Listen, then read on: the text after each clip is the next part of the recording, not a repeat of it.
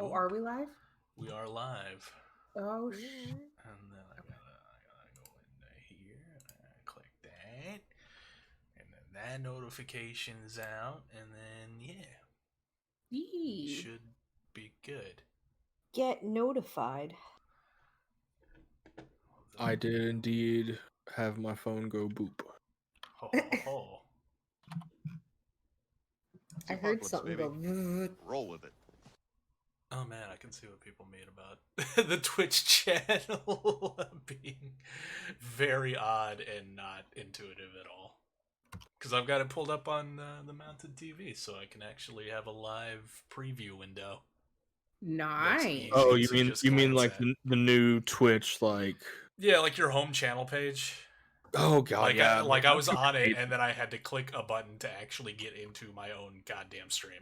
I just experienced the same thing when I pulled it up, man. I fucking hate the Twitch redesign. It's so stupid. The profile image can take you to the channel home. I don't care. Or clicking on the shit from your home screen could take you to the channel, like it fucking has since the beginning of time. It's ridiculous. Stop fixing things that aren't broken. Twitch or Twitter or Facebook or whatever, YouTube or any other fucking all of y'all motherfuckers, stop it. I'm loose. I'm loose. Oh man, Who do you think you are? Kettle, I got you into the. I think you should leave. I swear, the next one is Middle Dish and Schwartz. Like I know you said you're not a really big fan of Ben Schwartz. I've come around a little bit on Ben Schwartz, and I've been meaning to watch it. I just haven't gotten around. Yeah, so like, cause like I get like kind of having a distaste for him. Like personally, I find him charming. The thing with Middle Dish and Schwartz is, it's like one of the few times he's not playing that one character he plays on everything. Mm-hmm. He's actually just kind of himself and improving different characters, so it's like really good. But yeah, highly recommend it. I think my favorite thing is when they forget what they're doing. Oh, it's the best because it's live, long form improv, so they'll forget which characters they are. I love improv and shit like that. Yeah, I So think you would enjoy it. It's amazing improv. I think it's up your alley. Yeah. Yeah, I enjoy Middle Ditch on Comedy Bang Bang. Schwartz, not if he's by himself just with Scott, because then all they do is sing badly and think it's funny when it's not. But if it's the first of the show of the year has always been Schwartz and Horatio Sands, where they're and that's not a bad combo, and then they do the closing up the plug bag song. Mm-hmm. But then, it's always every year. It's like, oh, and then it turns into they're opening the bag. Oops, we fucked up again. Oops. I think that's the whole my favorite by far is the one where, and I'm not giving spoilers, but the thing that's behind the door. Oh yeah, it's very good. Where they both just pause and they're like, really? I don't think I want to open this door. Speaking of the comedy things, I recommend Eric Andre's stand-up special. Okay. I've seen little Eric Andre. I like him. Yeah. I like Eric Andre. He's fucking insane. He was very good on Don't Trust the Bee in Apartment 23? 43? Yes. 23. 23. Don't misquote that. That's like where I primarily know him from, but he was very good in that. I just know him from the Eric Andre show, and he's fucking insane. I've seen a little of Eric Andre show, and it's also very good. I've seen a few clips, and it's very good. Kettle, if you've never seen Don't Trust the Bee in Apartment 23, you need to watch it. It has Jessica Jones. Yeah, it has Jessica Jones in it. I remember it. Fucking hilarious. And James Vanderbeek playing himself. The Dawson from Dawson's Creek. Thank you. I couldn't get there quick enough. What happened? Oh, thank you. I didn't even see that. That was instantaneous. Literally well just done. popped up. Oh. Well done. What did he do? Pew pew. I think it was one of those, like, want to get famous? Are strong today. Or lately. Lately, yeah, because Fish got one. I got two in my last stream, I think. That's the second one I've gotten in recent memory. Yeah. I'm gonna add the term. Now there's a never, and that's a bot we want to have here. Yes, Yeah. that's the correct bot. Never. Now that we have confirmed people in chat, how is the audio volume on everyone? And also, is there a little bit of an echo? Because I'm seeing a little dip when other people talk on my mic. A little soft for you. We had Everyone it- or just me? How's that? And right before you popped in, never. Not hearing an echo. we That's had good. We had a spam bot. Spam body. Was that why you asked what's happening? Or are you just confused about what's happening? I think he was general? asking about what I was saying about, like, oh, that's a good bot. Oh, yeah. So real quick before we start, Yes. I have a musical rendition for you guys. Oh, no. Row, row, row your boat gently down the stream. How many of you now hate that song as much as I do? Hey, spoilers. We don't get to that movie until third. I don't care.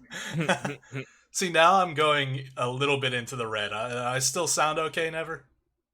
Like, when I laugh, I go in... Well, when I laugh and sometimes when I talk, I'm going into the red line. Asking about bot discussion. Fair enough. Here, let's do this. Hang on. I tight. really need to just, like, fix my audio settings again, finally. I'm gonna deafen myself. It's always kind of real a pain in quick. the ass. It is. I had it all. Keep it below red. Yeah, that's the tough part. Because that's what I was doing, and then I was soft. Okay, I cranked it down a little bit. I sound fine. Okay. Well, what am I talking real loud like this? Am I cracking the mic? Oh, I don't like that at all. Okay. No, I'll don't try do that. not to That's do not that. thing. How's I'm that? here for relaxing vibes. Relaxing. We're talking That about our wasn't very childhood passionate of trauma. you. I'm good? Okay, thank you. You can undeafen now. Yep. I think could be good to go. Could do Hey, a Boo. little monologue. Hello. If she was deaf, how would she know to undeafen if she can't hear you? She could hear me on stream. Oh, That's Yeah, how I she was able to deafened tell myself me before. how I sounded on stream. okay. That makes Yeah. sense. I was about to say, I was like, okay, let's go. Hello. I repurposed the Madame Buno. Oh. How'd you repurpose it? Oh. I just like stretched it up and made it bigger, so you just see like the foot hanging down and kind of the top of it. That is one thing. Like right before, like a little inside baseball. Like I thought of it. I'm like, I need kind of a solo screen for this, for like doing the monologue. Yeah, it doesn't make sense to have us on there for that. Yeah. Plus, like I read it off of a sheet because I'm not a professional. I don't memorize my lines. So Professionals yeah. memorize their lines? Brad Yeah. Dourif It does. depends. Oh well, I mean, But we'll get to that that's later. a god. Yeah, we'll get to that later. Oh my god, I see like 3 of me. Because there's me up there and then there's me right there. Oh, fuck. Anyway, hello. Oh, I can still see chat this way too. That's cool. Because I'm blocking chat on the main screen. Okay, I'll get into this. Hey, welcome to the Spook Show. We rebranded. It's no longer Spook Show Syndicate. It's just the Spook Show because it's easier to say. It sounds better. It's simpler. It's easier to spell. It's got less complicated alliteration attached to it. Anyway, it's Twitch's only horror movie talk show, maybe. Who knows? No one's proven me otherwise yet. It's been a month. Still no. It's been 8 months, technically. No one's come to claim otherwise. Anyway, I'm your host, Boone Scrubbler, and with me tonight are my beautiful co-hosts, Nefarious Nerdette, Sprinting Hi. Fish, and Ketelon to Coil. Say hello. Hello. Hey. Thank you. Thanks for playing. Yo. If you've never been to one of these shindigs before, let me break it down for you. Every month, we've got a theme, and we each pick a horror flick. Then we watch them all. Then, once our brains are fried with horror movie madness, we award the movies points based on a selection of arbitrary categories. We also tally the total number of times people die, do drugs, chug booze, get naked, and have sex to determine a movie's base score. Then we get together and talk about the movies. That's the part that's just about to happen once I finish this intro. We'll talk about the shit we liked, the shit we didn't like, some random side tangents involving the logistics of owning a clown car, and then comes the big reveal, tallying up the points to see which of the 4 movies rises to the top. But wait, there's more! Whoever selected the winning movie for the month then gets to decide what next month's theme is going to be, and then the whole vicious cycle starts again. So that about sums it up. For the month of July 2020, Kel chose for us the theme of childhood trauma, specifically a horror movie that freaked us the fuck out when we were kids. It's kind of a brilliant theme. Even more so when you consider it's coming from the guy who routinely says he's not good at picking themes, and that he's really not a horror guy.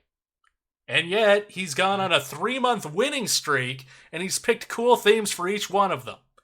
So Kettle's not allowed to say he's not a horror guy anymore. It's banned. He's not allowed to do it. Tonight, maybe, finally, me, Neff, or Fish might be able to beat him for once. Or maybe not. It's a high-stakes poker.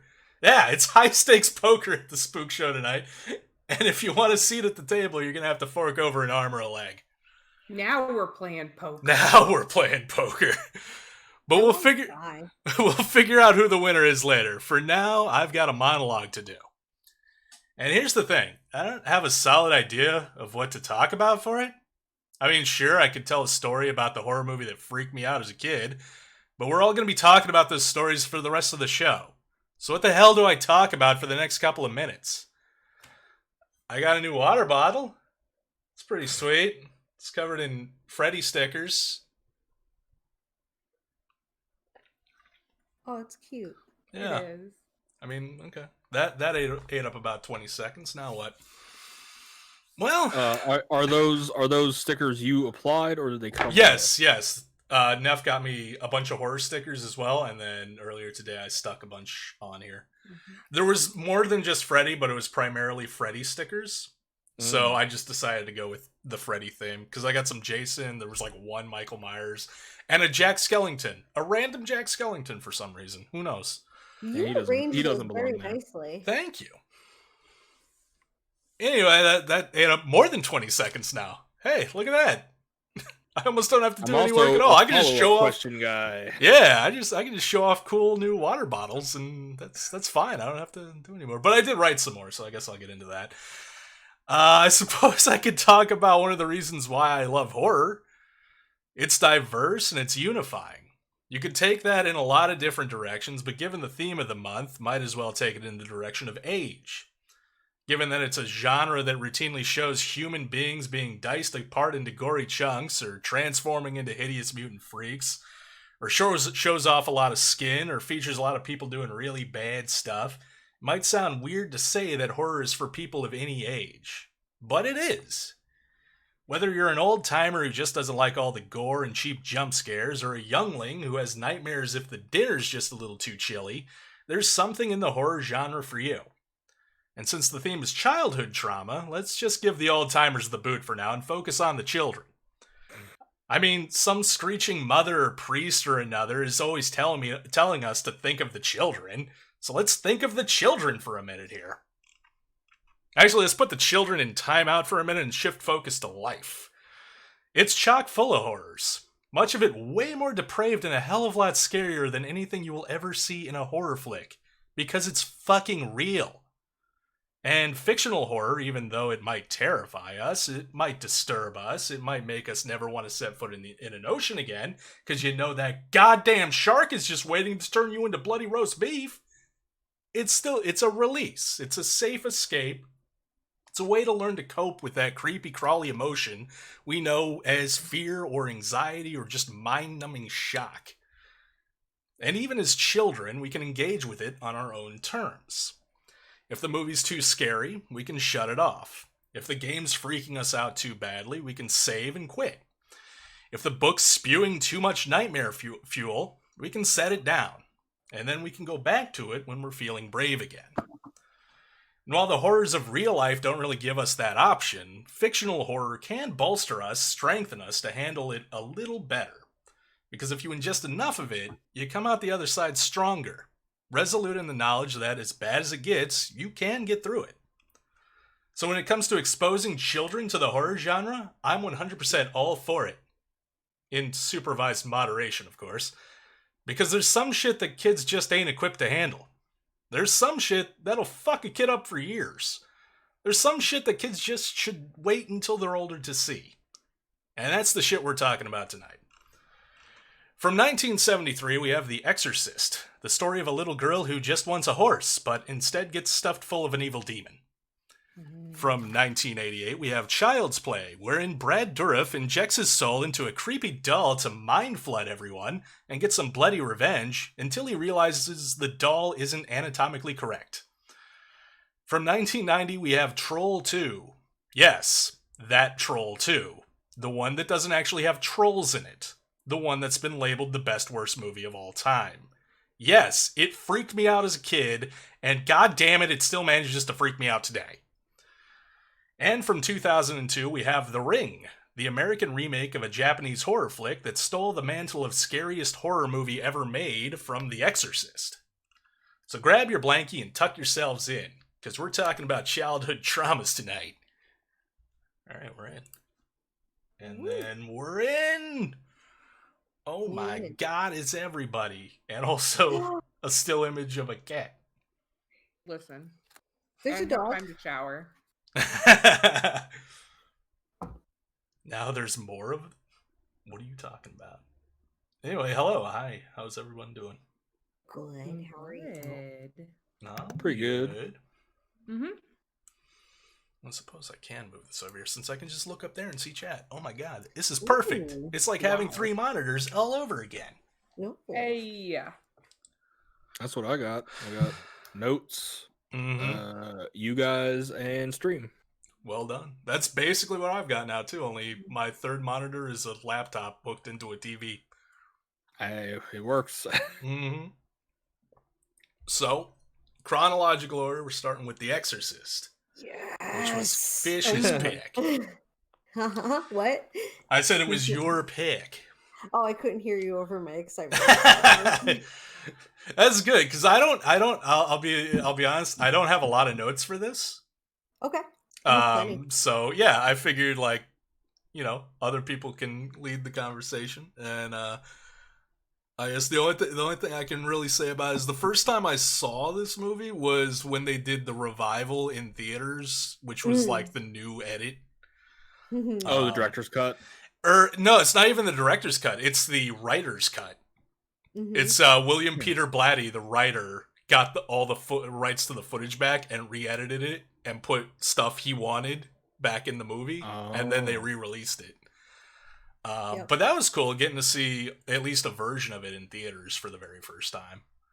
That was the second time I saw it. The first time I saw it, because I'm going to start this off about the reasons why this movie fucked with me, but the first time I saw it, my aunt is terrified of this movie, and I lived with her for quite a time, and I was in my room, was supposed to be in bed, I was up role-playing, probably Pirates of the Caribbean or something like that. And it was on, and she would normally, if I were up past my bedtime, would come into my room, be like, no, get in bed now. And this time she got up to go to the bathroom, walks past my room, hears the tubular bells, and just goes, go to bed. And walks to bed. She's terrified of this movie. Why it screwed with me so bad? Okay. Religion's obviously a big part of this movie, and I grew up Roman Catholic. What? The Exorcist has religious connotations? I don't know. I don't know. And a young priest. The power of Christ compels you. So not going too much into it, but even with me considering myself just spiritual, with nature and the universe and generally being a big fucking hippie, there's a part of me that will always be there asking, like, what if? Right. Well, especially since you said you were like kind of raised with it, so and in a good way too. Like I had a very positive experience with it. It's just like, and again, not without going too much in it, like too many people passed away in my life of stupid stuff where I'm just like, I don't know if this is actually true what I've been taught. Mm-hmm. But knowing what I know, wait, I don't, what did I say? I don't really think that I could consider myself to embrace my culture if that wasn't there. The what if, Right. on one hand, if it's kind of annoying to have that monkey on my back, the other, it's almost comforting.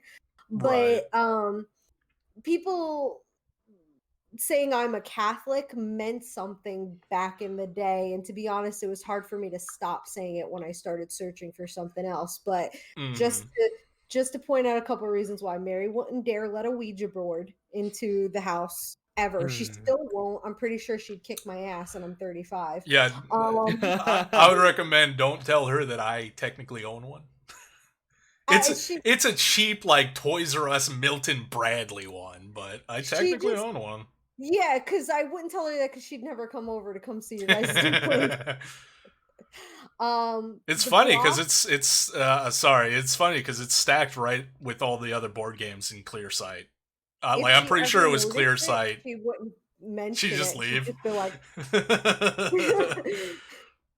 No, I'll just put Real Monsters back on the TV. It'll be there you fine. go. There you go. She'd be happy with Anyway, that. sorry. That's really Continue. fine. You're fine. So the block that's in the neighborhood that you see as they get to where Reagan's house is, or Regan's house is, and her mom's, looks exactly like mine growing up. I was showing Neffy pictures exactly like mine. Mhm. Um, the whole desecration of Mary in the Oh church, yeah. really, that still bothers me. Like that, that's just not something I like to see. Like she's a symbol of motherhood, Mhm. and seeing her like that just seems so vulgar. And Right. that's obviously what it was meant to do. Well, yeah. Um, Depression is almost as sacrilegious as the desecration of Mary as a theme in this, and there's inherent Yeah, like Catholic emotional guilt. problems and stuff like that. Is Yeah. also like I feel like I don't think I wrote it down, but because they just like that whole desecration of the Mary statue. That's just a thing that happens. It's like really brief. They just kind of show an image of it and then don't really talk about it. But I feel like was it implied that it was Reagan, like her early stage of possession, making her go out and do that? I feel like there was Um, something hinting at that when I watched it this time, but I don't know if it was solid.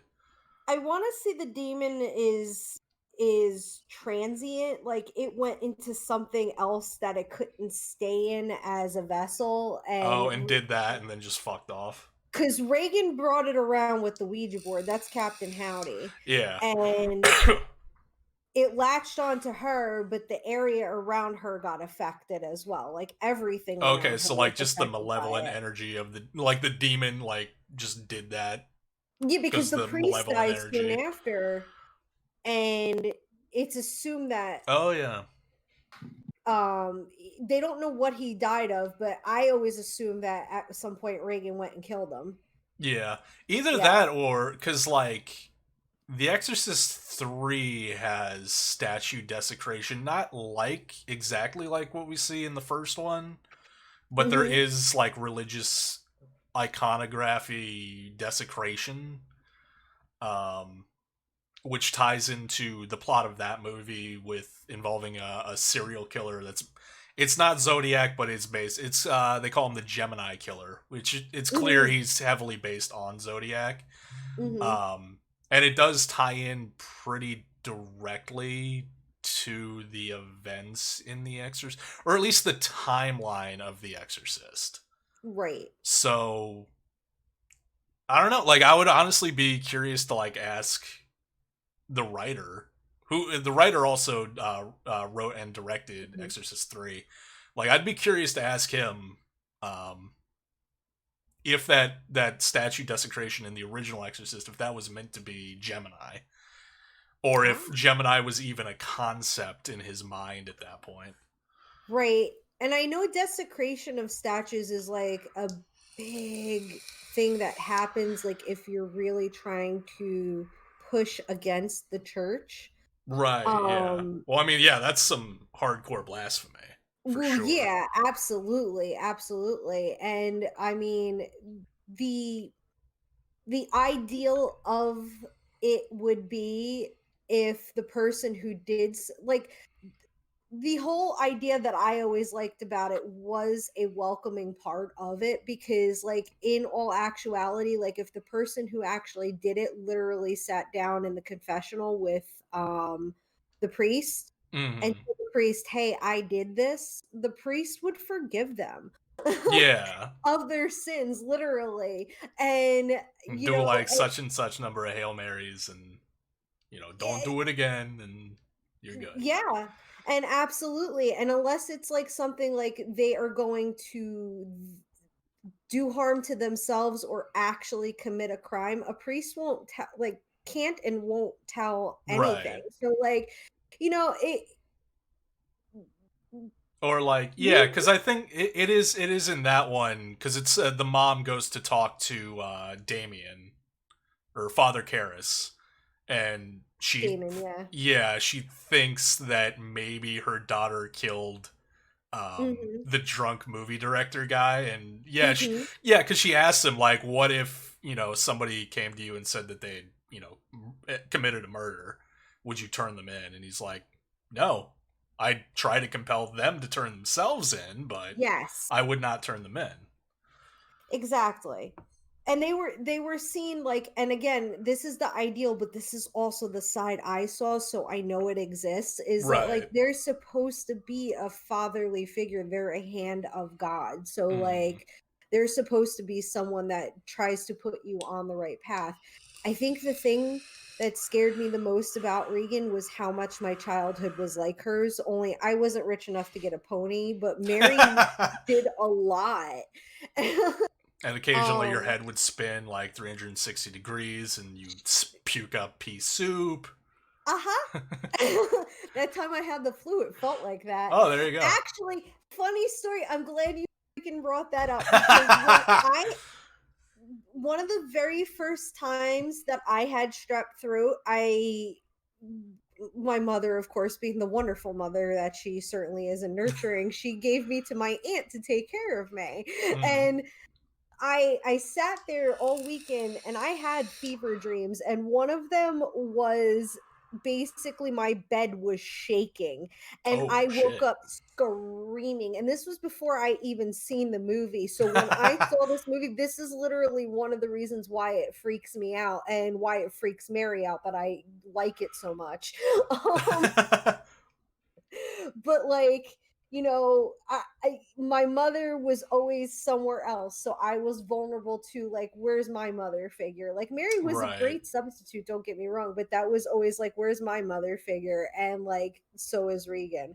um Right, because her mom's always like out working and stuff like Ye- that. She just basically has that assistant who's mostly taking mhm. care of her. Yeah.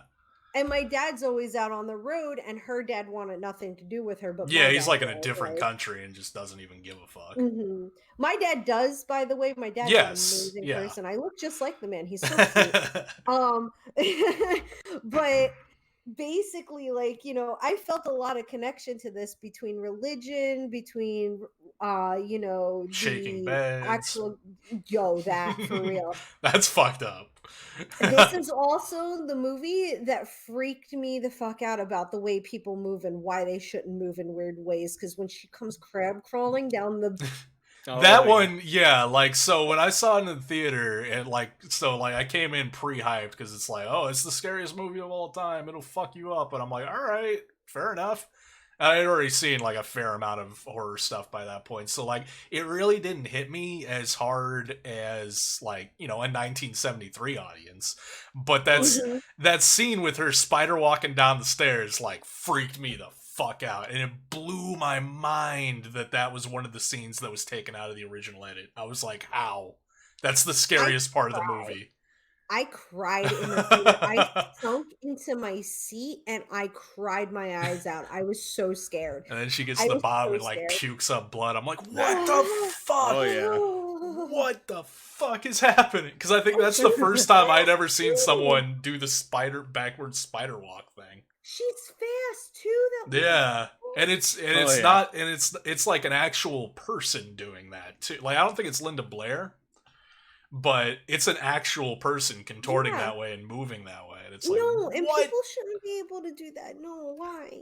Never It's called go to a flexibility fish. What?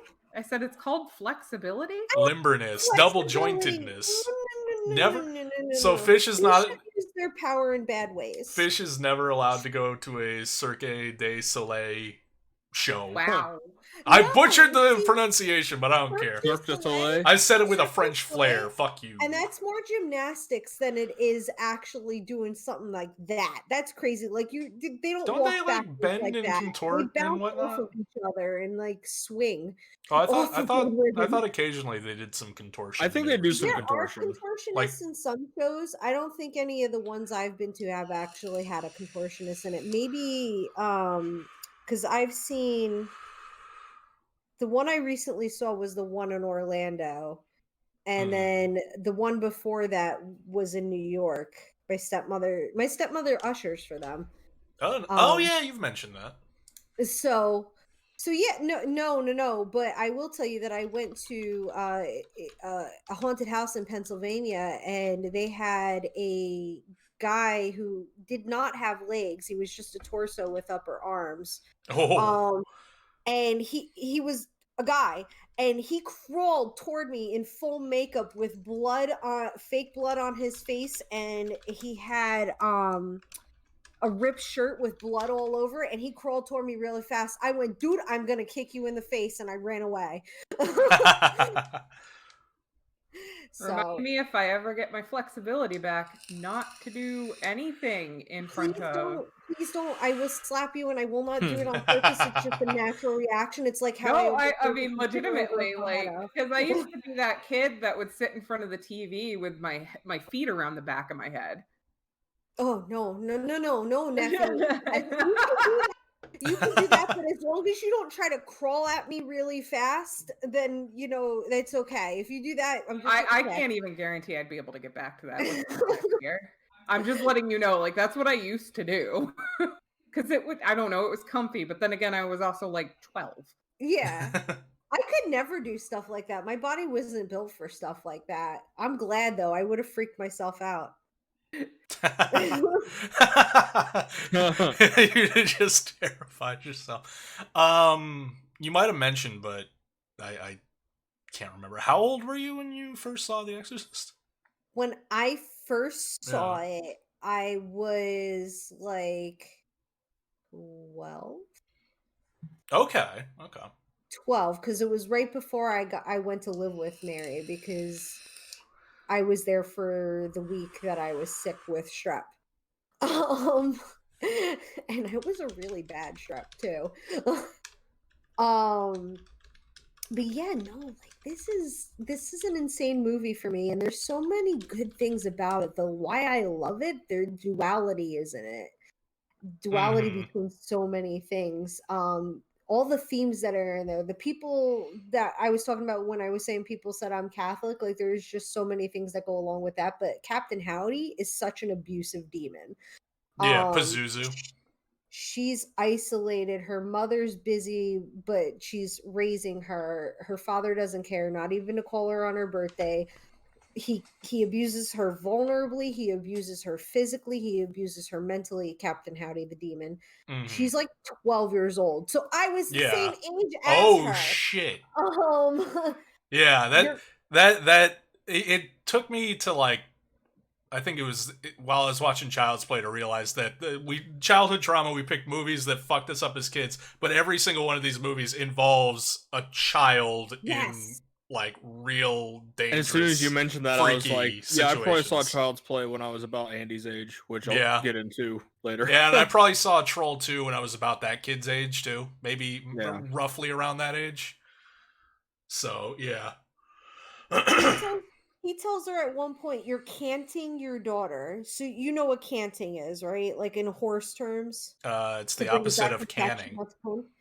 So basically you're pushing your daughter into movements that bring around her sexuality, when that's not what she's doing. She's raising her daughter. Right. But he's calling the mother a hypocrite or he's calling Regan a hypocrite for being an innocent because she's fighting back against him. She's trying, and Oh, is that? Wait, hold on. Sorry, because I just now realized that because I realized what part of the movie you're talking about, and I never realized that the line, because you're speaking of the line like, "Do you know what you did? Your canting Yes. daughter." I always thought it Yes. was your cunting daughter. No, Oh it's yeah, I thought that's chanting. what that. Line Yeah, I was. always thought it was that. Okay, so It's yeah, chanting. this is new tech. Please continue. Yeah. So basically, he's calling her a hypocrite for being an innocent in the eyes of the church and Mhm. using a crucifix to make her masturbate. So not only is it verbally symbolic, but it's also like sacrilegious, obviously, and in what she's doing because Catholicism, hello, if you've never heard the song "Every Sperm is Sacred" is all about celibacy until you're married. Right. And at that point, the biggest symbolism out of that is that he's finally beaten her down. Like she is abused so much that is the moment that he fully takes over in her. And when he's talking to Damien later, uh Damien's like, "Well, show me," and he's like, "In time." Um, Mhm. that power, showing that much power, would be blasphemous at that point, and that's even funny all in itself because here you are talking to the devil, who's talking about heaven, but that's technically what the devil's all about. Lucifer is a fallen angel, so Right. I you do know, like how. Well, I think technically the demon, like Captain Howdy, is how Reagan knows the demon, but I feel like it was implied that the actual demon inside her is Pazuzu, because that's the yeah. statue that Old Priest finds at the beginning of the thing. Which, by the way, that statue of Pazuzu that he sees, like in that vision, that fever dream vision that he has right before he leaves, Hmm. um, Pazuzu has a huge dick, and he has snakes for balls. Yeah, there's a lot about the It's demon. subtle. Like you don't like you could blink and miss it, but I was like, my god, that demon has a huge dick. um Give me but 1 second. You keep talking real quick. sure. Um, But oh fuck, there was I got distracted by huge demon dick. I apologize. There was something well, else I was gonna because say. what I was gonna say Um for that is that yeah. there's in a lot of the demons that surround an actual Catholic exorcism, there's a lot of vulgarity like that. It's Oh always yeah. sexual, it's always crude, it's base, very base. And I was trying to think of how many of the demons are actually Lucifer, but he's named different things like Beelzebub and Yeah. they're all Asmodeus. extensions Satan of his Asmodeus. I forget about that one. Satanas. Yeah. King Simon? Paimon, I mean? King No, never. Paimon? No, Paimon was just a knight of hell. He was. He's a hell knight from the Doom lore. You might. Does that mean Hereditary is actually the best Doom adaptation movie? Yes. Is that what? Certainly better than the one with the Rock? Yeah. Although let's be fair, the Fucking first person okay. segment was amazing. I saw it in the theater when it came out, and I was like, okay, that happened. Yeah, like overall, like I got like a little side tangent. Like I got a little bit of, you know, so bad it's good love for it, but I do occasionally go back and watch just the first person segment because it's really fucking good. Like if the whole movie had been that, it would have been incredible. But anyway, yeah. Moving back on track. A tangent on this show? What? Hey, we haven't even brought up the logistics of owning a clown car yet. We'll get to that. Probably not. I just threw it in there randomly. I'm going very quickly past my big no in the middle of the movie. Conversations between the devil and Father Damien. It brings us closer, you and I. Damien embodies everything an ideal priest is, and he and the devil having a conversation cracks me up a little bit. Yeah. Sorry, that's what I was gonna say. I do like how the demon is like 3 steps ahead of him when he's trying to gather evidence to get an exorcism. So like the speaking in tongues, it's just English backwards. Yep. So technically it's a language or reacting so violently to the holy water, which isn't really holy water, to like be like, yeah, she doesn't need an exorcism, this is something else. You can leave now. This isn't your concern.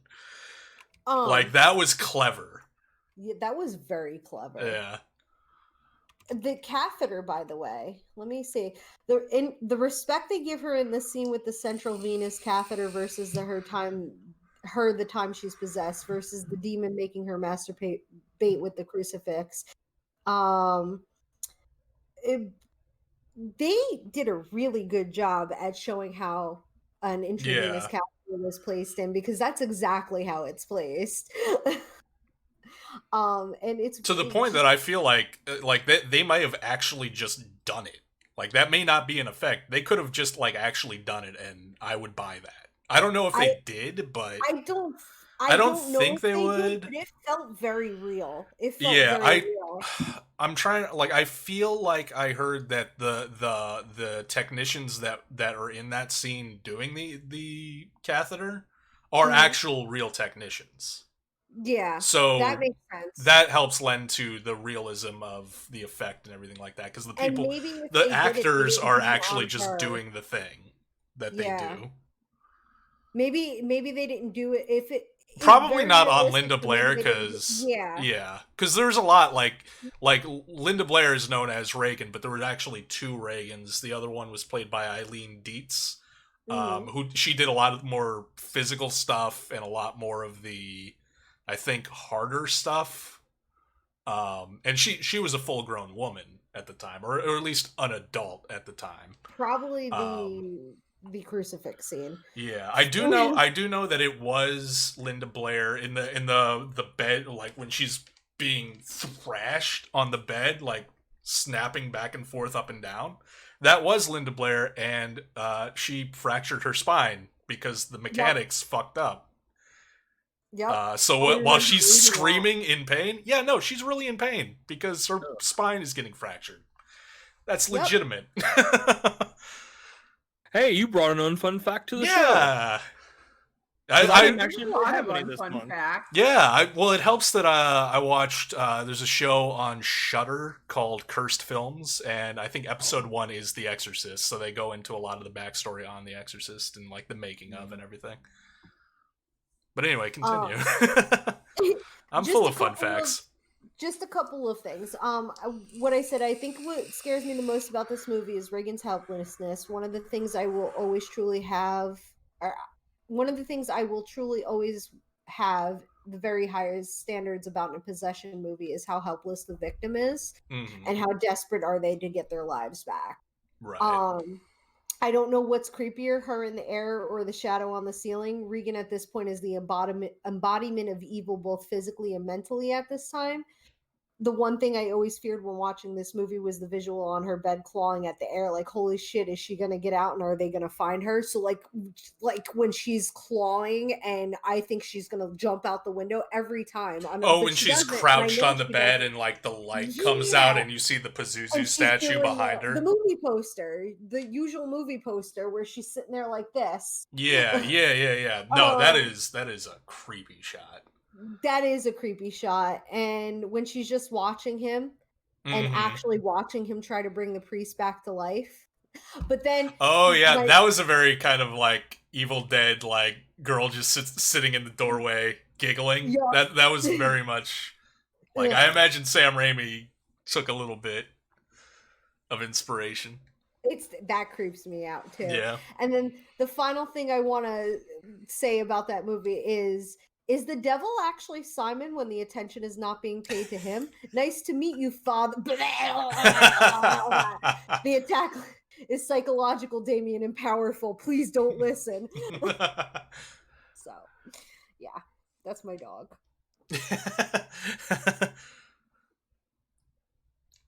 Yeah, no. I think what for me sells The Exorcist so well is just how real it feels. Like all the characters feel like genuine, real people. Mhm. So that when everything goes batshit insane, it's that much more impactful because it's like you just because it's a slow burn of a movie. Like shit really doesn't pop off until like at least Right. halfway or longer.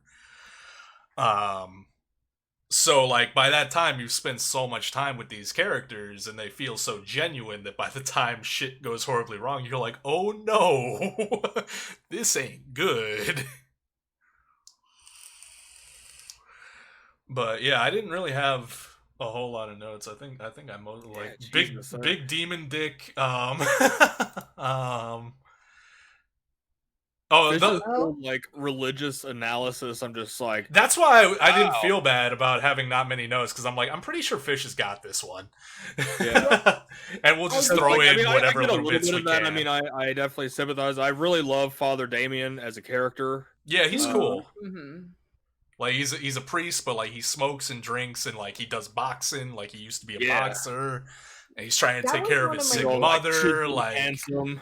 Like yeah, a lot of the priests that I knew were just like men. That's what they did. Yeah. Like they had. well, it lives. really yeah, because a lot of times in movies, I don't know if before The Exorcist, but certainly after, like a lot of times the priest character, like it's very just static. Like I'm a priest. And like Right. that's the full extent of their character. Whereas again, he feels very he's a priest, but he also feels like an average guy, Right. like a dude that you would want to hang out with and have a beer with. And go boxing. Yeah, and go to a boxing match or a He movie. loves his mother. And he loves his Dom, mother. Yeah. Dom, Yeah. Why you do this to me, Dom?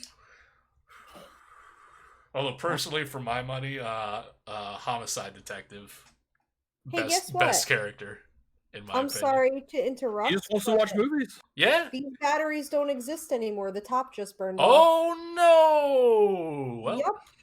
Those Yeah. are out. glad Yeah. they didn't actually explode. It didn't leak any like acid or nothing, right? No. I was putting it in the charger and it did that, so I took it out right away. Okay, that's good. As far as Yeah. batteries just Um. dying, I Yeah. guess that's for the best. The way that happened. Yep. Yeah, for sure. Get some new. Sorry. No, you're fine. But and also Father Damien embodies the one of the big, I don't know, proverbs. It's a verse a thing that I remember a lot from the Bible. I can bring a little bit of religion into this. Mm-hmm. I have it here. It is John 15:13. Greater love hath no man than this, that a man lay down his life for his friends. Now I don't know if it consider the family as friends, but I think it's kind of the general. The general, yeah, and Mhm. especially like the way, like, because again, he gets a lot of evidence why he shouldn't pursue trying to get an exorcism, but it's primarily his brief but still close connection to Reagan's mother and seeing what Mhm. she's going through and like sympathizing with her and wanting to help her. So like, yeah, I'd say that that does apply, and it makes sense because William Peter Blatty like did a fuck ton of research. Like he went deep into like like Catholic doctrine and like he did the research, and he'd also researched the, can't remember what specifically it was, but like the actual case of exorcism that this is loosely based on, like that was a Right. huge part of it. Yeah. So yeah, I feel like you're probably spot on with that connection. Like, Yeah. that could have been And plus, like, yeah, I don't know if it's something I just didn't notice in past times when I watched it, or because like this is the first time I've really sat down and watched it in a long time. I watched it back in October, aka I had it on the other monitor and was doing other things. right. And then the only time I'd seen it is probably like 10 plus years ago. Mm-hmm. But when after he jumps out of the window and then he's like getting his last rites read and like responding just by like grabbing, and I'm like, oh my god, Yeah. I just Mhm. felt like That's so bad for fucked. him. Yeah. Oh man. But yeah, no, Totally. I love the homicide detective. I mean, maybe it is because he just wants to like have a friend to go see movies with, so I can He's relate to so him on that cute. fact. But like, If I only love if only had Twitch or podcast back in 1973. right. You go to the movie. But I just love that like anytime he invites someone to go to the movies, like, or like the 2 times it happens, like they ask him like what's playing, and he just like makes up a fucking movie, and the leads, like it's just completely like not real at all, based on the title and the actors Then it's in like it. the first time though, I think he says it to Father Damien, and he just goes, "I've seen that one." Yeah, and they both Yeah. just respond with, "Oh yeah, I've seen that one," because they know he's full of shit. Yeah. So they're just like that banter, that playful banter, like I really like.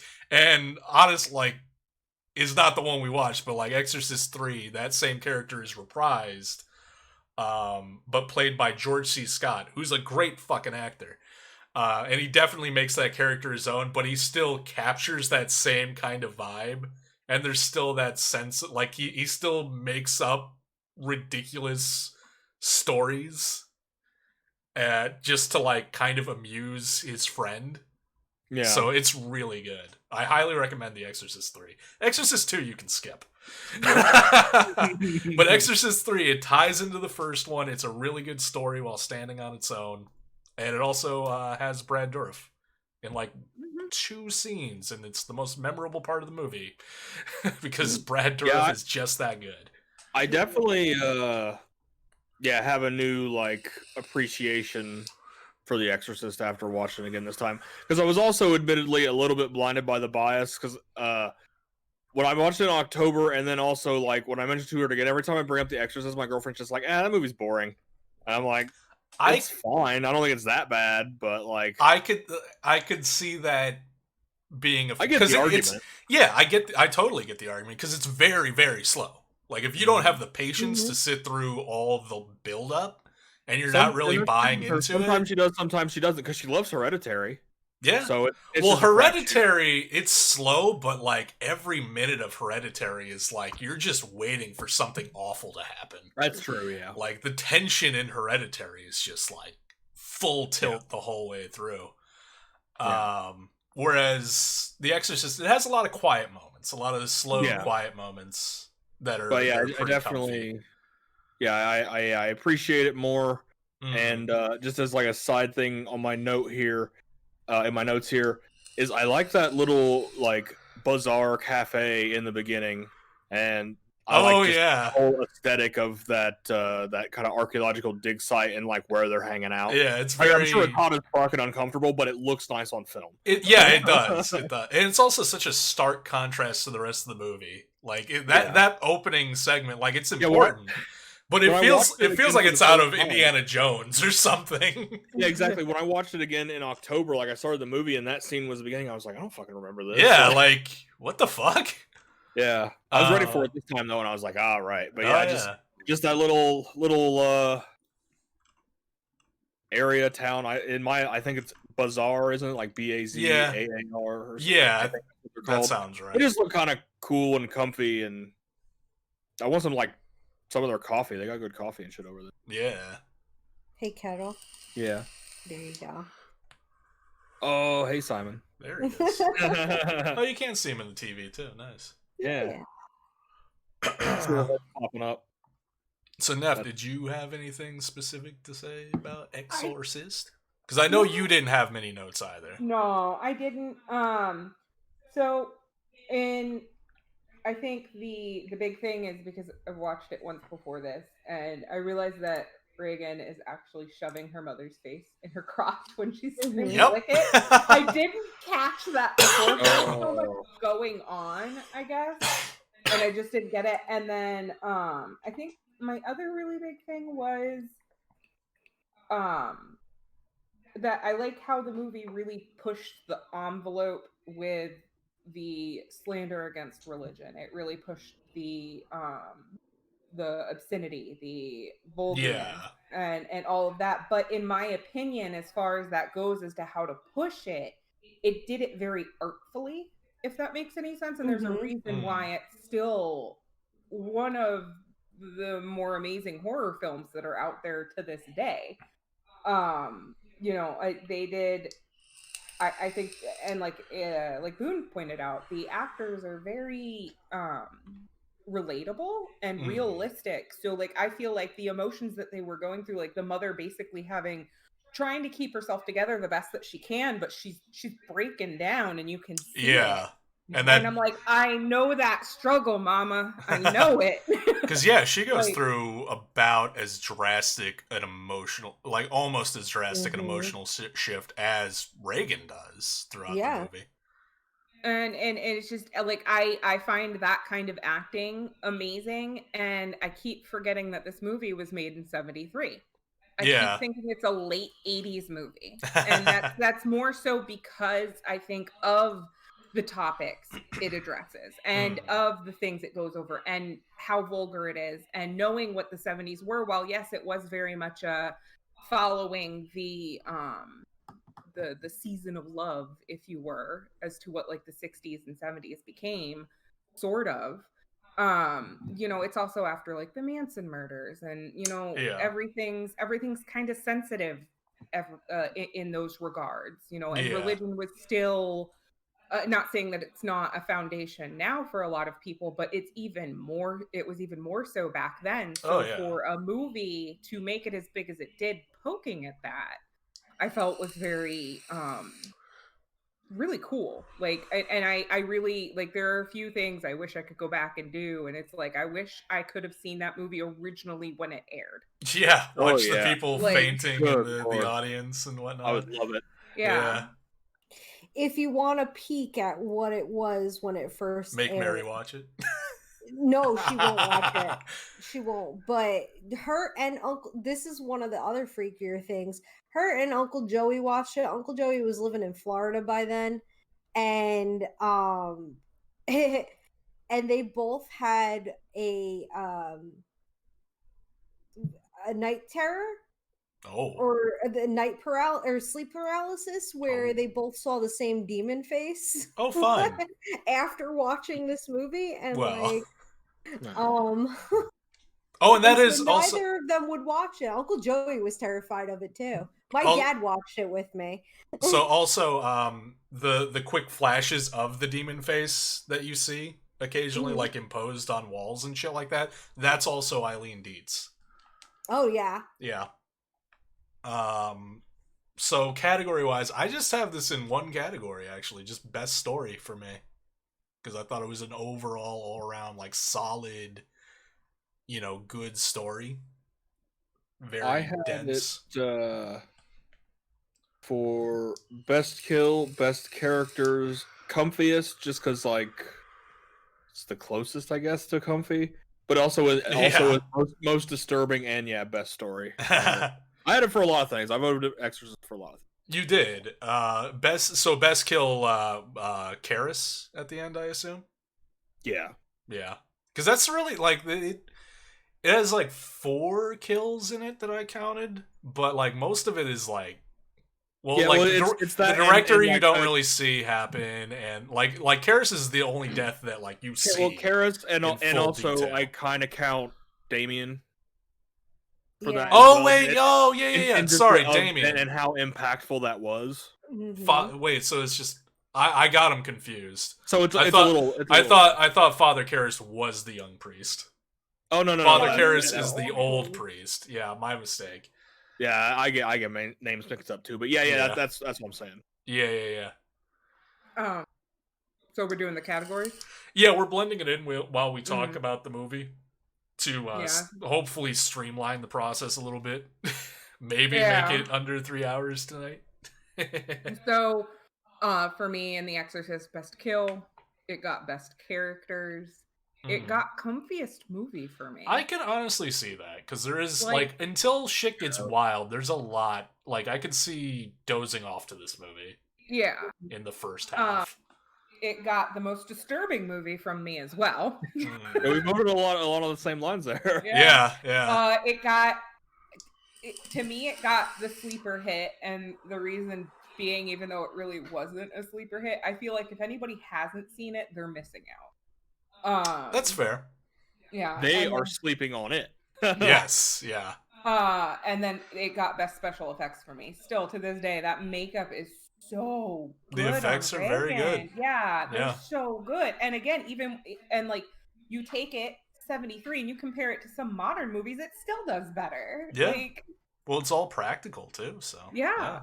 it's It's real so good. good. It's so good. All right. So most disturbing, Mm. because that movie disturbs me in so many ways. Mm. And still the scariest movie that I've ever seen in my life. Like Yeah. that's the movie that everything else lives up to. All right. Child's Play. This was Kettle's pick. This is the one that Yes. freaked him out as a kid. Oh yeah. Oh man. Yeah, Child's Play for me was definitely one of those. I think I was a little kid. I was definitely living at the first place that I ever lived at when I was a kid. I guess I only lived at two places when I was a kid, but for the first like 5 years of my life, I lived in one place. It was so I was really young. And I think it was one of those, like, I was just, like, playing in the living room at night or something, and, it's, my parents were like, okay, but, like, don't watch the TV, because we're watching this movie, so naturally I watched the entire fucking thing, Yeah. and it gave me nightmares for Aw. literally years. Oh, Aw, poor man. baby cattle. So, Probably for, so that's very interesting to me. Like, mhm. because I have a vague memory. Like, and I would have been around, like, how old is Andy supposed to be? Like 6 to 8. Yeah, something that's like what it that, feels like. I feel like somebody said he was like 3, and I'm like, excuse me? No, Fuck you. Like, I thought I heard that in the movie. I'm like, excuse me? No. So I probably was about 3. I have a vague memory from probably being around 3. And I remember the grown-ups were watching a movie in the living room, and they sent me to bed, and I kind of wandered back out. And like I can't say for certain that the movie was Child's Play, but I feel like part of the memory is I feel like I remember seeing a box that said Child's Play. So in my memory, like, that was Child's Play, even if it wasn't Child's Play. But I walked out like in the middle of it, and like I don't even remember what I saw. Nothing that traumatizing, but I remember like walking out and immediately getting turned around and ushered back into my bedroom. So that's interesting that we almost have the same first experience with Child's Play. Only I didn't get to watch it. Yeah, I mean, I don't know what the deal was. I don't remember exactly, but all as I know is that my tiny little kettle brain got to see that as a small child, and My dad showed it to me when I was like Was- 4 or 5, and I wanted oh, a Chucky doll. Another thing Mary wouldn't let me have. But Child's Play didn't fuck you up? Me? Yeah. No, I love this movie. I love it this now. movie. I Yeah. loved it back then too. See, the cool thing is when my dad showed me scary movies, I was fine. Because daddy was there, but and he would readily show me creepy shit. Like we watched Tales from the Crypt together. Oh man. He was the first person to show me Nightmare on Elm Street. Oh damn. All the scary movies I watched as a kid he showed me, except for The Exorcist. When I sought out on my own. But so Sorry. but now no, it's fine. And eventually the like last Chucky nightmare I had, I finally beat him. And then I kicked his ass down the hall. I seriously I didn't have the nightmares anymore. I was There you like, go. fuck yeah, that's awesome. Good job, Kettle. I had like I was probably like preteen when they Yeah. dropped, maybe somewhere around there. But yeah, man, like from like 5 or 6 to like 10 or 11, maybe. Oh man, Chucky was public enemy number 1 in my opinion. Similarly, like I remember from around that age bracket, probably like 5, 6 range, I remember having recurring nightmares of being like abducted by aliens.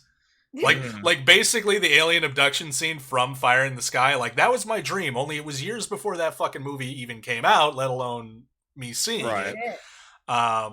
But like that was the dream, and it would always like repeat itself like every time until finally the same thing happened to me. If one night I dreamt it and I just like beat the shit out of the aliens, and that's where it stopped. Do we all have like child dreams like that? Like there's a point where a kid dreams that they beat out their nightmares? Maybe. Do you have Maybe. one too? Yeah. I mean, I have an example. Yeah. related to the Exorcist again, like I freaked out at one point in my nightmare where the devil was actually chasing me, and I turned around and I said, I'm sleeping in a room full of saints. You can't hurt me. And then I stopped being scared. There you go. Nice. Neff, do you have one? Of like That's stream fear? appropriate? Yeah. Oh yeah. You. Well, no, I'm just saying, like, I don't know, so I was just like, if it's too personal or something like that, like, Oh, you don't have to go like into it might be viewed as morbid by other people, but like so just a little bit of a backstory. My mother was a piece of shit. Oh. And I think it was the chick from The Ring. I can never pronounce her name right. Samara. Thank you. I keep wanting to call her Sakura, and I'm like, that is a cherry blossom. It's Sudoku. That is a cherry. Yeah. Sudoku. It was her and I think Freddie, because Freddie freaked me out even though I hadn't seen the movie. Mhm. And I was in like this big old dilapidated house, and she crawls out of the TV, and I'm like, not today, please. I've had a bad day. And she's like, I'm not here for you. And she like flips up her hair, and she's got like glam makeup on. What? And I'm like, oh, okay. We can chill.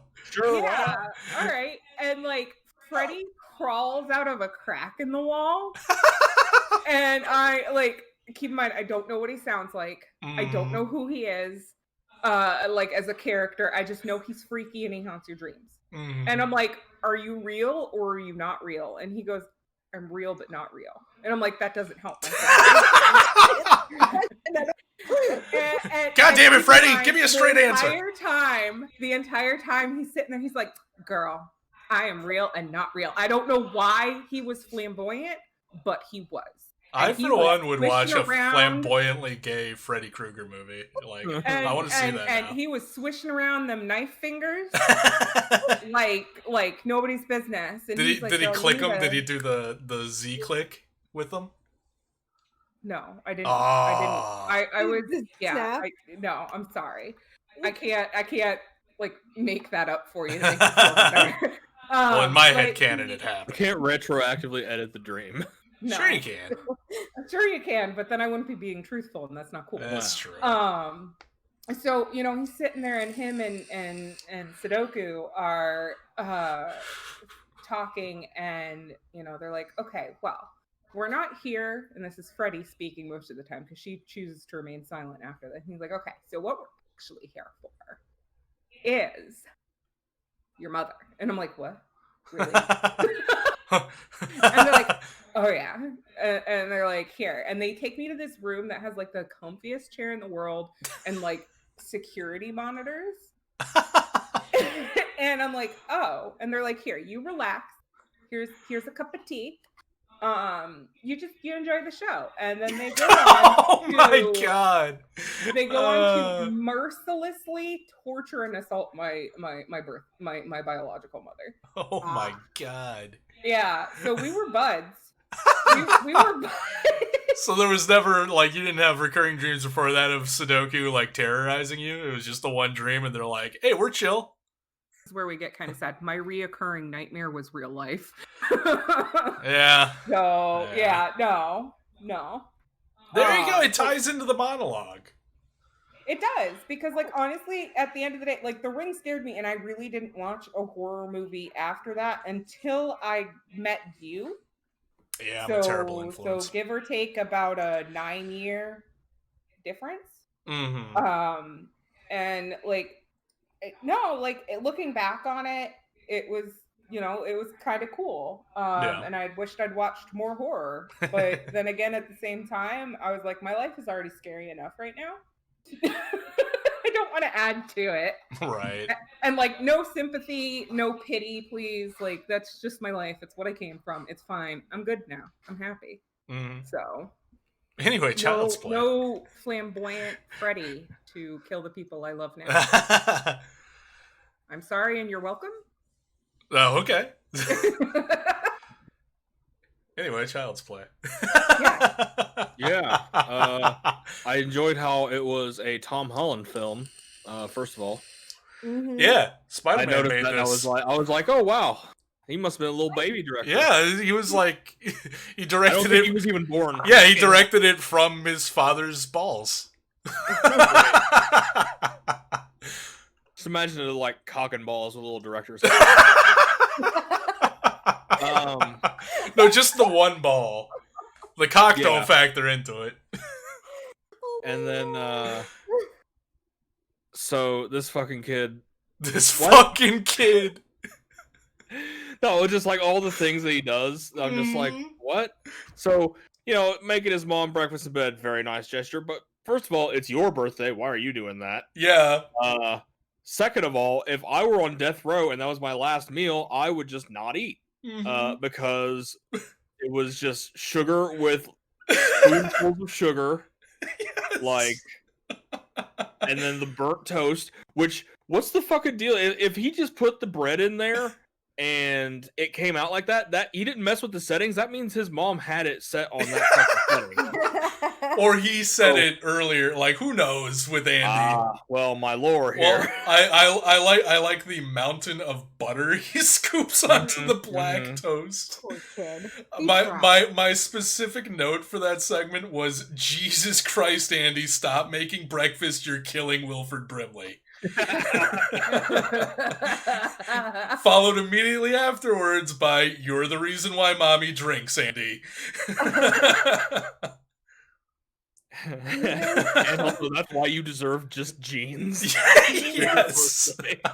No, I actually feel really bad for him in that scene. Like, Yeah, regardless, that like, was always the like, worst as a kid. You're gonna getting it's gonna get a lot clothes. worse for you, but I understand. Yeah. Like, a That's kid the- disappointed on their birthday depresses even my stone cold heart. Like, Whoa. Did you know the mom is the mom from Seventh Heaven? No, I Really? didn't know that. Oh. I think I saw like 2 episodes of Seventh Heaven. I watched. I watched it a lot, and then the entire time I didn't even realize it was religious. Yeah, I don't think I picked up on that, like the handful, No. like 2 or 3 episodes I saw. I It didn't. was just and then like, I it's realized a it. They call show. themselves preachers' kids. I was young Isn't that enough. sometimes they call themselves preachers' kids. I was young Again, enough when I I was watched young that, I enough that didn't I didn't- grasp it. Uh Yeah. Mhm. And I didn't really, like, it was one of those shows, like, it was on occasionally. I didn't really watch it. Mhm. Well, like, I didn't actively watch it. It was just kind of on, Right. and I was paying attention to the TV, but I didn't absorb it. That was when Um, CW first started to become like the CW. Yeah, that was like the birth of the CW it was format like show. WB into CW. Mm-hmm. Yeah, that was back My when day, it was the frog. it was WB, and then there was UPN. Was that the other one? Yeah, UPN was UPN, one. and then they kind of merged to become the CW. Yep. But, Yeah, UPN. Oh man, the TBS of basic cable. Let's see. I like that she just bought a doll from a bum out back. Yeah. Like, And that's, I also liked how the friend was deeply concerned, or was it the friend or the mom who was deeply concerned as to whether or not it was stolen? yeah. And I'm like, The- you're buying a random children's toy from some Chicago hobo. Of course it's stolen, and it's probably been used as a sex toy. Like, Ugh, Yeah. like, you should not be doing this. That I thing had, has diseases. I had a thought on that. That was consumerism because, like, the whole Oh, for reason the sure, movie yeah. was made was to touch on how people used to go out of their minds for like, and they still do for like certain dolls, like a Furby. That was the thing back in my day. Was the Furby? Yeah, there's Yeah. always some hot toy every Christmas that people fucking murder each other over. Oh yeah. Yeah. This movie was the original Jingle All the Way. Right.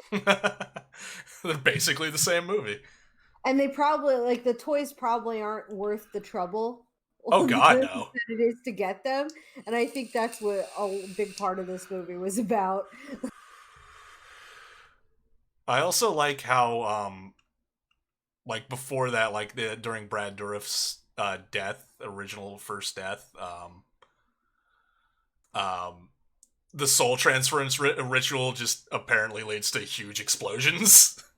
Yeah, And- why not? I but mean, the- it calls upon like clouds and shit. Why not? and yeah, and then like thinking about it, because I've seen all of the Child's Play movies and the Chucky movies, and I'm like, I think that's the only time that ritual leads to a giant explosion. So it's like it happens once and that's it. There's Just the always first some kind time. of destruction about it, because I remember Bride of Chucky, there was a lot of fire going on. Was there? Okay, I could be wrong about that actually. But I also liked after she did buy the doll and they come back and she's like, Andy, I gotta be honest with you, this isn't groceries. And it's like, fucking kids will believe anything. You thought that was groceries? Yeah. Like, Dumbass. yeah. Oh man. And let's see. Yeah, it's almost like I see. I mean, the later Chucky films are definitely comedies, but even this one, like I see the comedy in it now as an Yeah, adult. there's some comedic elements for sure. Like throughout the when series. after Chucky kills Aunt Maggie or whatever, and Andy's like, he's like, Chucky said Aunt Maggie was a mean old bitch and she got what she deserved. I'm like, children cursing is never not hilarious. Oh yeah. And he's so innocent when he says it. He too. Yeah, he is, doesn't like, even know what he's saying. for being like you know, a child actor, like Andy, he does a good job of feeling like a normal kid, like a bit of a nightmare kid, but like a normal kid. Yeah. I did comment, does this kid ever not wear that outfit? God, he must stink. Because he's always in those good guy doll the Chucky outfit. Yeah, the overalls. Like he's constantly wearing that outfit almost. Or at least for a good portion of the movie. I'm like, God, he must just reek. And you can also tell, I mean, yeah, probably. And I have a note here, as you can definitely tell it was the 80s, because Small Child in said probably stinky clothes, just getting on a train in Chicago by himself with a doll. Nobody says a word. Nobody says a word. And yeah, because I also commented on that. I'm like, in the 80s, a small child could just take his evil doll for a stroll through the slums of Chicago. No one bats an eye. Yeah. And there's not even a scene where like some dirty hobo like tries to like abduct him or anything like that. He's fine. Charles Lee Ray's partner that he's going to kill like pulls a gun on him briefly and is like, oh, it's just a kid. And he just leaves him alone. Like not that he's even worried about like, why is there a child? Yeah, he's not concerned. I guess I would expect a criminal like that to care, but still, like, just for his own well-being to be like, that's still out of the ordinary. What the fuck? Yeah, he's just like, oh, it's just some kid, whatever. Also, the 80s, where a children's playset includes a legitimate fucking hammer. Hell yeah, like a real hammer, because fuck you, times. Get tough. Also, somebody needs to give Andy some lessons on dealing with the police. He just fucking talks to him. He doesn't even ask for a lawyer. Yeah. Like, like, oh, can I see your shoes, Andy? He just fucking shows them. He's just like, oh, sure. Andy. He's like, do you have a warrant? No. He's just, here you go. Now, granted, because of a suspected crime murder scene happened here, they can't get around with a warrant, but yeah, still just one of those like, you're gonna need to speak to my lawyer, sir. I do love how the detective is like so hardcore 80s detective that like even in that first scene where they're like he mildly suspects Andy might have something to do with it, and you can tell that as soon as he has like legitimate proof that Andy's responsible, he's just gonna pull his gun and fire bullets through Andy's face. Yeah. Like he's that kind of a detective. He's right there. There he is! Blah blah blam! He was coming right for me. I mean, come on. Self-defense. Let's see. I was reminded of the convenience that was car cigarette lighters. Oh yeah. Those used to be a thing. Well, yeah, remember those? I do. I remember when cars had ashtrays in them too. My Beetle had one. I used to, because I smoked in that car, so I used to light up my cigarette with that. I don't know if I was ever, like, when I smoked was ever in a car that still had them, but I just always remember being terrified of those fucking things because I didn't really fully know how they work, but I had seen enough movies similar to this one where they were used as As a weapon. basically weapons. So I was Yeah, just yeah. like, that's just gonna like cause horrible burns to me somehow because I don't understand it. I just know it burns. I do like the not the main detective guy, but like his goofy partner who's in like a handful of scenes, just like laughing outright at the concept that the legitimate hammer could possibly be the murder weapon. Yeah. Like he's just like, what? This? You're crazy. It's like, dude, it's a real hammer. Like, the fuck? I know it's the 80s, but damn. I also I enjoyed when Chucky went to go see his like voodoo teacher or whatever. Oh yeah, that was a good scene. Yeah, his whole and the whole thing is like, you're an outrage against nature, and it's like that I taught you. Like it's like you're kind of that I'm responsible for. Yeah. Shit. And my second and I have a question for that gentleman, which is, why the fuck do you have a voodoo doll of yourself? Yeah. That's not smart. Also, if you have to for some reason for rituals or whatever, definitely don't show it to anybody. No. Right? Especially not a fucking serial killer. Like, yeah. And especially like even if you were like plausible deniability, like he didn't know that Charles Lee Ray was a serial killer. Like we saw Brad Dourif at the start of that movie. First of all, he was all greasy and slimy and clearly up to no good. And second of all, he was Brad fucking Dourif. Like, come on. You know he's up to no good. Yeah. And then also I gotta ask Andy's mom, what the fuck are they doing with having a key under the mat in Chicago? Like, are you kidding me? Yeah, in like downtown Chicago too. Yeah. Crime in the 80s being what they are. Yeah. Mm-hmm. Like, all right, well, I mean, I guess you don't have really anything to steal other than a fucking possessed doll, so it's not a big deal, but... Yeah. Good lord. What kind of blew me away about this was, like, because it's like it's basically an 80s slasher, but, like, the stunt work and action in this is, like, really good and really over the top for a slash. Like, there's explosions, there's out-of-control car chases... Like, it goes over the top with, like, the action stuff, which is different. Yeah, it's got a lot of good stuff in it there. And the slasher. What's that? I guess it is considered a slasher. Yeah, kind of. It's in the slasher subgenre for sure. Yeah. But I really love the kind of the end battle or whatever, and they finally get Chucky trapped in the fireplace. On the fireplace, yeah. And he tries to do like, but Andy, we're friends till the end, right? And he's like, this is the end, friends. Right, that line delivery was just like, I was like, I know Andy technically didn't do anything wrong and isn't a serial killer in this movie, but like, I think there's a side movie where like he totally is. He could be. Well, the third one that line delivery. School, so that's right, yeah. And then, but that's what I love about that, and I think that's also why I had a lot of the nightmares, was because it's like, oh, he's on fire. Well, clearly he's dead. Nope. He comes back like a couple more times. And they blow him to pieces, and he still comes back. Yeah. And the deeper the movie goes, the more freakishly animated he becomes.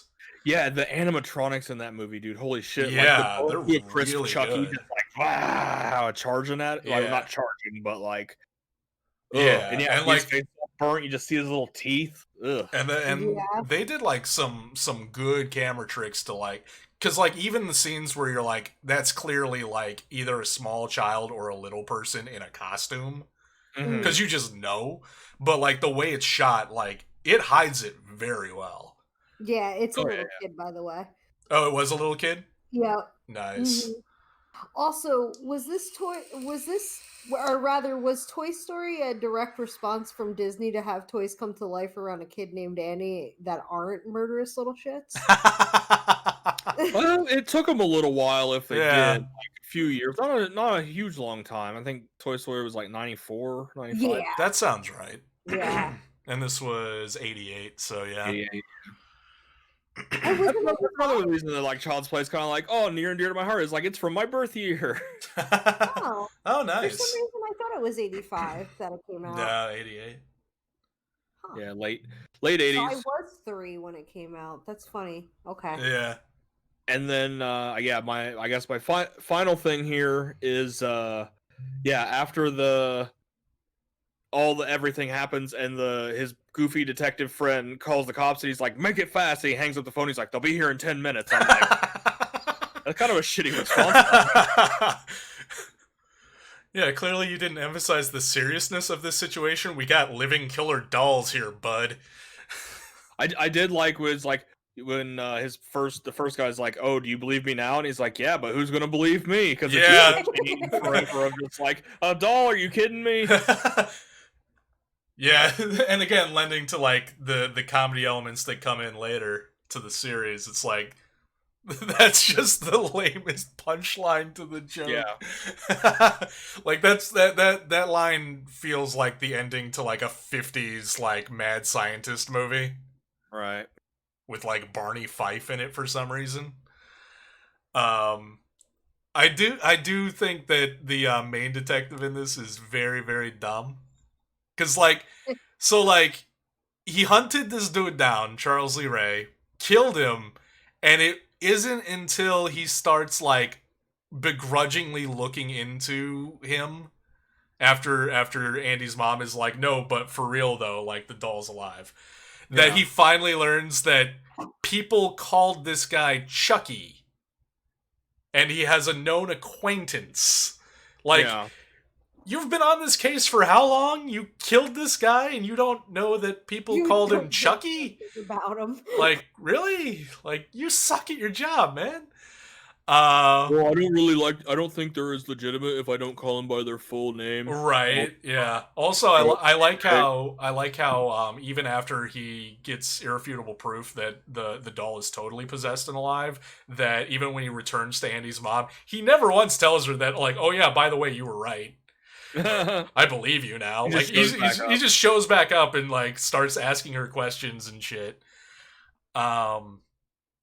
I did make a note that, hey, the black guy didn't die first in this movie. I mean, there's really only the one black guy character, and he immediately dies, but he didn't die first.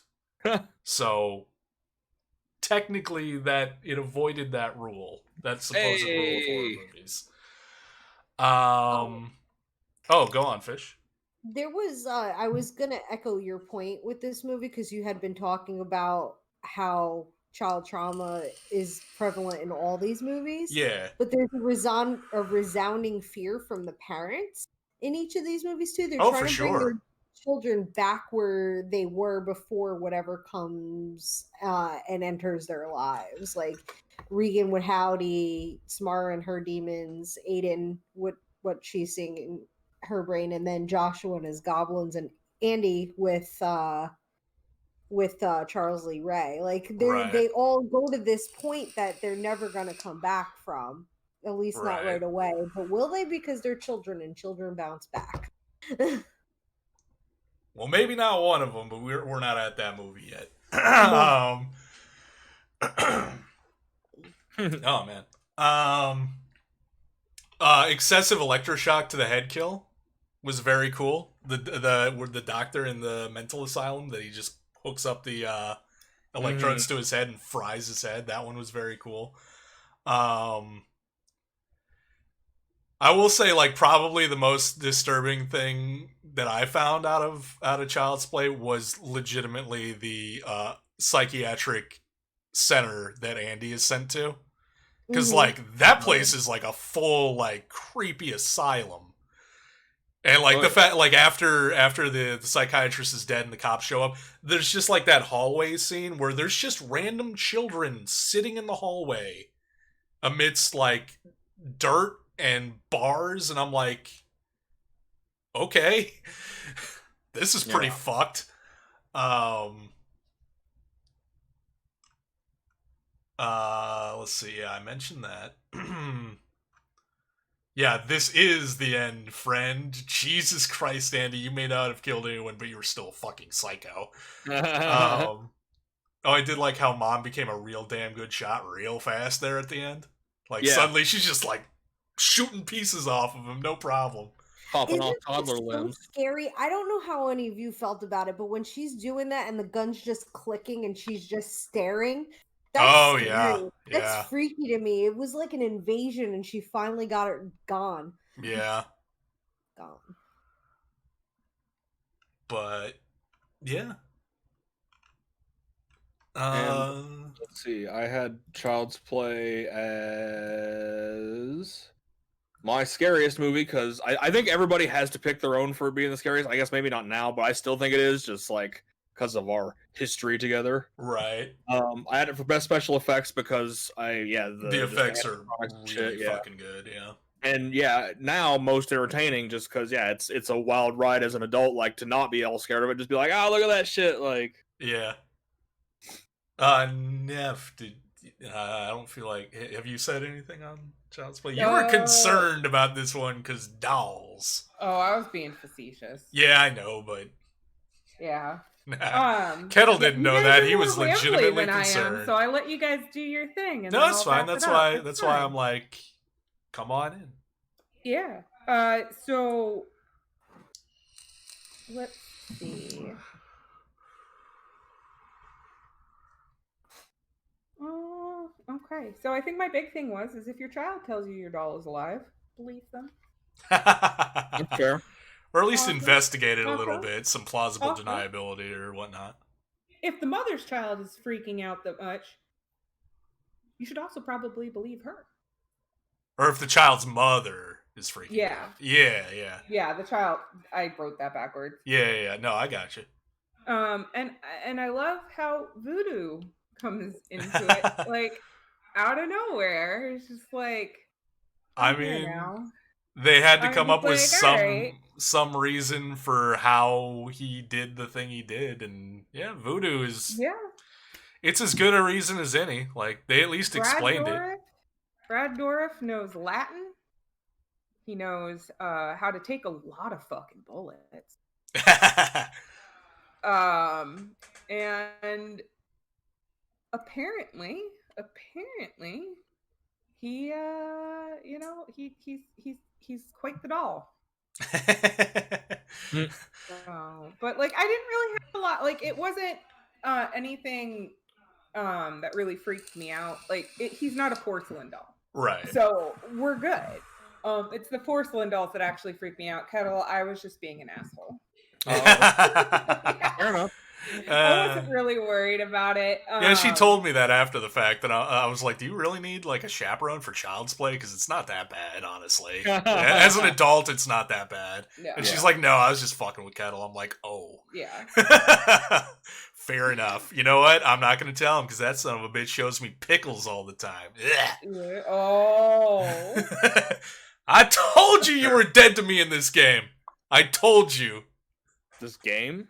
Yeah, remember when my surprise was the pickles, and I was like, "Oh yeah."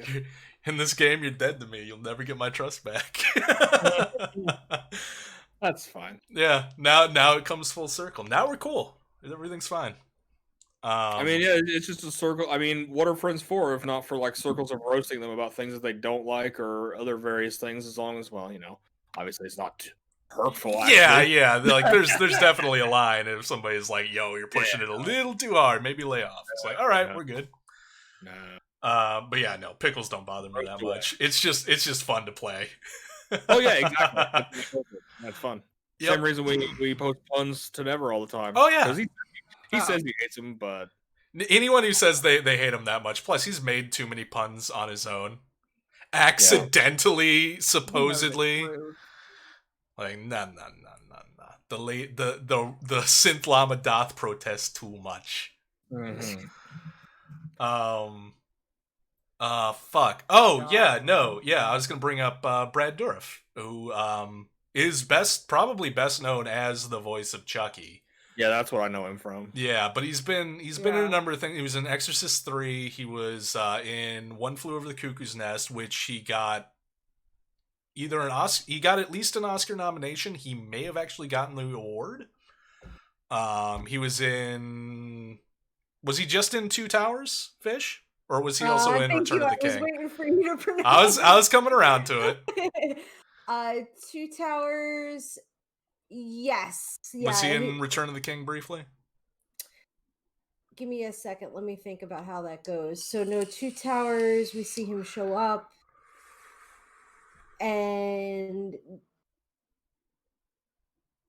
he is not in Return of the King. Okay. No. He is in Return of the King. I'm sorry. That's where he dies. That's where his character dies. Right. I had to think about how the middle of the movie played out for a second. Yeah.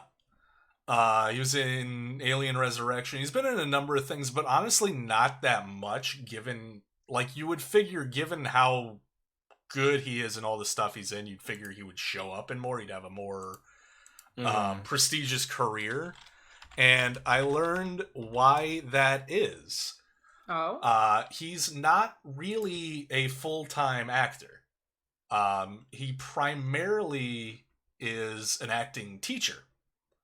Oh. Is his primary job. And the way he works is very interesting. I pulled up his wiki to see so I can get the details right. Let me see. They're not really going into the detail of it, but oh no, there it is. He studied with Sanford Meisner, and learned like the Meisner technique of acting, which Meisner, the way his method of acting is it's kind of a form of method acting. So the way Brad Dourif approaches a role is he gets all of the lines and then he memorizes them verbatim, like writ. So like he just spends however long it takes to just memorize every single line that he has, every single word, until he can just say it from memory. And then once he has that down, he starts layering in emotion to build the character and build the performance. Which is why, like, if you've seen Brad Dourif in some stuff, like, I think that's why his performances are always so striking. Yes. And why there's really subtle emotion, like, kind of layered in there, is a part of that technique. But yeah, no, he primarily teaches acting, which is interesting. It's pretty cool. Yeah, that is pretty cool. And the emotion thing, I think we talked about this before, because him as Grima, like, he cried, and I was just so about his character. Like, he's so creepy. I feel like that is one of his trademark things, is like he will layer in just like it's not even crying, but he'll layer in like tears leaking from his eyes. A tear comes down his face in that whole scene when he's watching Eowyn, and because I found out that he was Chucky after I had seen Two Towers, and I was like, ew, because he freaked me out so much, because that's what he's supposed to be. Like, he watches Eowyn and he preys on her. He does creepy real well. Oh, and it's like one single tear, I'm just like, ew, you're nasty, Grima. It's like his role in Alien Resurrection, where like he's just playing some like random weirdo scientist, like tinkering with the xenomorphs, but like he layers so much stuff into it where it's just like, yeah, this guy totally wants to fuck that alien. Like, they don't say anything. I don't even know if it was in the script, but like just the way he acts towards the alien creature is just like, yeah, he wants to have sex with it. Just based on the physical performance alone, he wants to bang that weird alien. Yeah. But yeah, sorry, like we can't do a Brad Dourif movie and not at least talk a little bit about Brad Dourif. Pasha. Categories for me, I had this down as comfiest movie, because honestly, like, even when I first saw it, not including the phantom memory I may have had of seeing a scene when I was a small child, like, it didn't freak me out or anything like that, because I was old enough by the time I saw it that I'm just like, it's a doll, fucking kick it. So like, Honestly, like the movie, it's entertaining, but like in a very comfy like 80s style way. Yeah, I can see that. Yeah, but yeah, that's the only category I slipped it into. You got two for Spoiler. me. Yeah. Oh, go ahead. No, you first. Go ahead. I don't have it in any category. I'm done. Wow. She was like, "Fuck this doll." I have No, it as it wasn't even that. It's just compared to the other movies, it just didn't There stand out. were, yeah. I have it as most entertaining because it was funny to me back then, like a smart mouth doll. It just cracked me up. And comfiest because like it's one of the movies that I love all the Child's Play movies. I don't care how bad they get, I absolutely love them. So funnily enough, like, cause yeah, Child's Play 1 and 2 were pretty okay. Child's Play 3 is a bit of a train wreck. Then it had the resurgence with Bride of Chucky, where they injected more comedy elements into it, and then they went full tilt weird bizarro comedy with Seed of Chucky. And then the last two Chucky movies, which kind of just snuck out. The last one was Cult of Chucky. Oh, Curse of Chucky and Cult of Chucky. It actually goes back to its roots and becomes like a straight horror movie. Like Yeah. both of them do, and they're actually like really good. Mhm. Like they're actually pretty creepy, and it ties back into like the original lore. I think Cult of Chucky, Andy returns as an Yep. adult. Mhm. So it's really cool. And then we're also getting, like, we had the remake. Like, it's weird. Like we have an ongoing Child's Play Chucky series that's still active and happening, and then they did the remake with Mark Hamill and Aubrey Plaza, which is just its own weird separate thing. And we're also, I don't know when it's coming out, but Sci-Fi Channel is doing a Chucky TV series. Which is I going heard to about that. continue the story. Brad Dourif's coming back to voice Chucky, and it is confirmed Chucky will get to drop at most 8 F-bombs per episode. Hell So yeah. he's still going to be the same foul-mouthed Chucky character from the rest of the movies, which makes me very happy. Yeah, you can't have PG-13 Chucky. No, God, no. No, It's like no, PG-13 you cannot. Aliens versus Predator. It just doesn't work. Half the reason why he's funny is he looks like a little kid who's cursed with a bad attitude who's cursing. Right? You want to know what I just connected? Because I remember this. Brad Dourif actually, well, the guy who voices the seed of Chucky, Chucky's child, is Pippin Billy from Boyd. Lord of the Rings. Yeah, it's Billy Boyd. So- Glenn or Glenda. Yeah, and Yeah. it makes more sense now with Brad Dourif being an acting teacher because I'm pretty sure he and Billy Boyd actually connected really well when they were on set together, and he's the one who got Billy Boyd to play the role of That makes of sense. his son. I can't remember his name. Glenn or Glenda. Glenda. Oh yeah, that's right. Yeah, because it's a John Waters. It's a John Waters. Oh wait, no, it's an Ed Wood reference. Sorry, John Waters is in Seed of Chucky. That's why I got confused. But yeah, Glenn or Glenda was like I think one of Ed Wood's first movies about transvestitism. And that was the title and the character's name. So like, yeah, Tiffany is like, it's a daughter, it's a girl, and Chucky's like, that's my boy. So they gender confuse the doll, which has no genitals. It's like, you're Glenn. No, you're Glenda. And the whitest Scottish voice ever. Like, where that Billy Boyd did not even drop his Scottish accent for that. No, and it worked. Like, Seed of Chucky is such a weird movie, but I love it. It's a good movie. I liked it. But yeah, I think that'll be Child's Play. We may be streamlining this, but we may still hit 3 hours. I'm just saying. We are at the midway point, so we're at the halfway point and we're pushing 2 hours. So yeah. But it's I feel like it's going good. Like I'm feeling good. It's good conversation, so I'm not upset by this at all.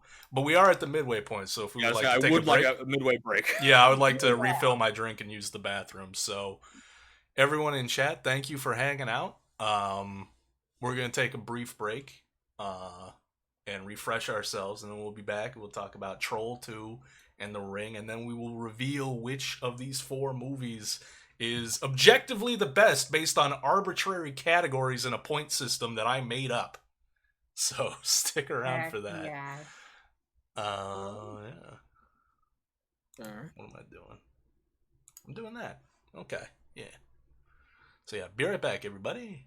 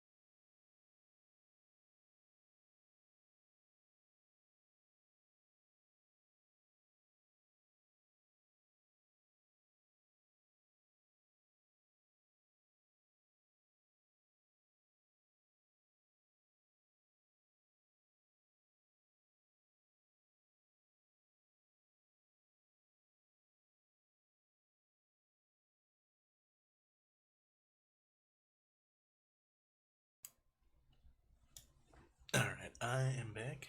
I don't think anyone else is. But I can take the moment to once again thank everybody for being here in chat. Again, I always feel the need to say to apologize for not like verbally interacting with chat while we're doing the show, but just to keep the conversation flowing. You know how it is. But I am reading chat. I got chat up there. I can see everything, and as I'm able, I do respond in text. Also, Eddie, hello officially. If you're still around, thanks for popping in. Hobo Joe, hello if you're still here. Thanks for popping in. And yeah, if you like the exception lab, I've been meaning to say, if you have anything to say on the movies we're discussing, by all means, pop the comments in, and I'll try and slip them in to the conversation as I'm able.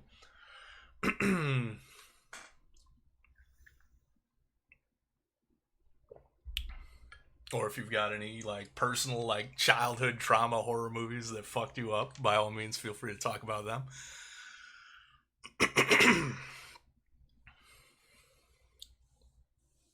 But yeah, while we wait for everyone to return, how y'all doing? Doing good? You enjoying the show?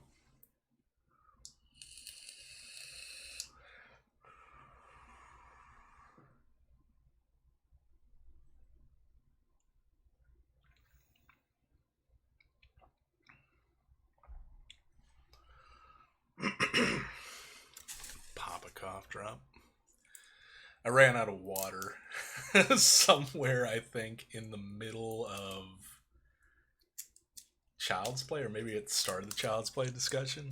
So, not good when you're doing a lot of talking.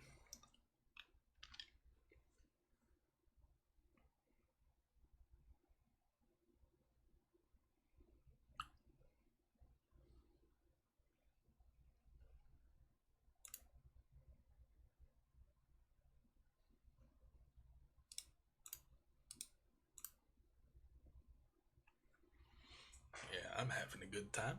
I think the show is going well. I'm excited to cover the last two movies, reveal the winner.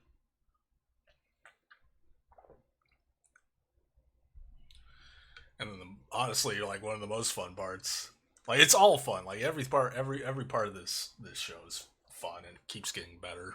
Personally, on my end, like from my perspective, I keep enjoying it more and more.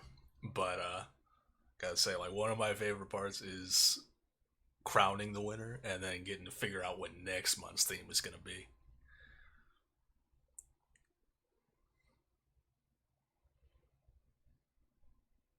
You totes did not read Fish's question. Whoops. That was a while ago, though, so you're fine.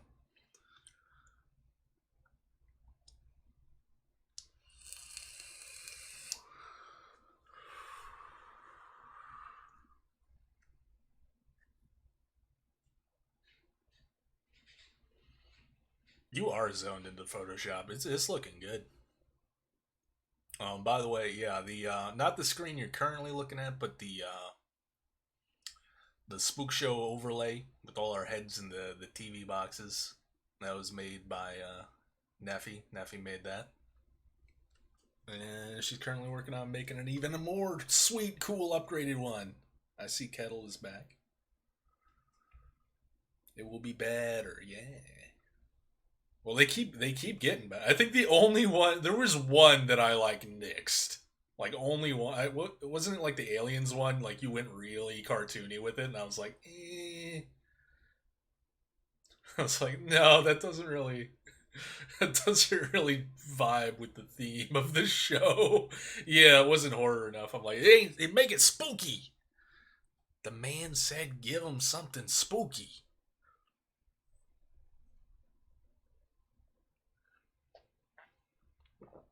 Yeah, it was still good. I was just like, it's not horror enough. Yeah, it was cute.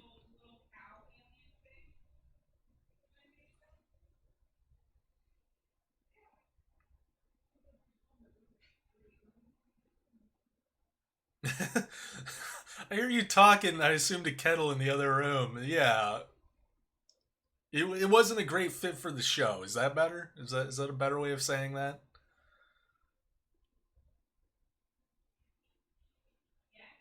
I like how you typed it in chat and also verbally said it in the other room, even though I'm deafened. No one can hear you. Although I suppose I can undeafen you guys now, so I don't have to like keep chat entertained all by myself. Hello. Hello. Oh, perfect Yeah. timing. Well, I was looking for your mute all to or deafen to come off. before I came back. Oh, I was just looking at the webcams to see when they popped back on. Oh, sorry. Yeah, it's fine. Kettle was Kettle- gone, and then he There was hit a it. there I was was waiting as well. there was a kettle here. He's gone now. No, I'm here. I just see a black screen. Oh, yeah, sorry. There you are. Hello. I am here. I just, I like my privacy when I go on my break. No, yeah, totally. Have you ever seen that video? I probably showed it to you, Neff. I don't know if I've showed it to Boone, but there's this cockatoo who's sitting in the car with her human, and it just pops up and goes beep boop, and then hides her head and go beep boop. I think you have shown me that. That sounds very familiar. If not that one, you've shown me another bird video where that exact same thing happens. It's probably a cockatiel because that's my second favorite. My first is the cockatoo because I just As long as and your third favorite is the rooster because it's also my a cock.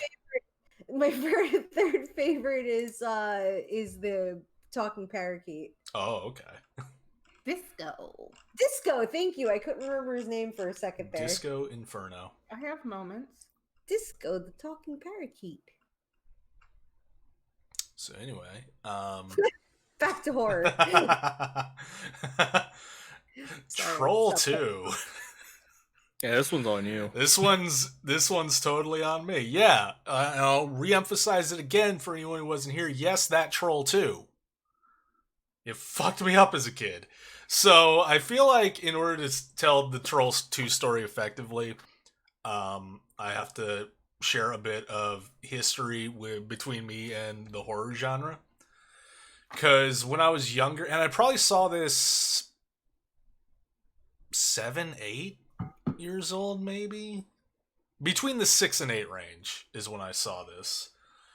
But for probably a lot of years up until maybe I became a teenager, I honestly, I was under the impression that I really didn't like horror movies because I didn't like being scared, and they were just inherently scary to me. I had ideas built up in my head about, Jason and Freddy and whatnot, because they were pop culture icons. You could, even if you never saw the movies, you knew of them. So they scared the shit out of me, even though I'd never seen them. And I was like, yeah, I don't like horror stuff.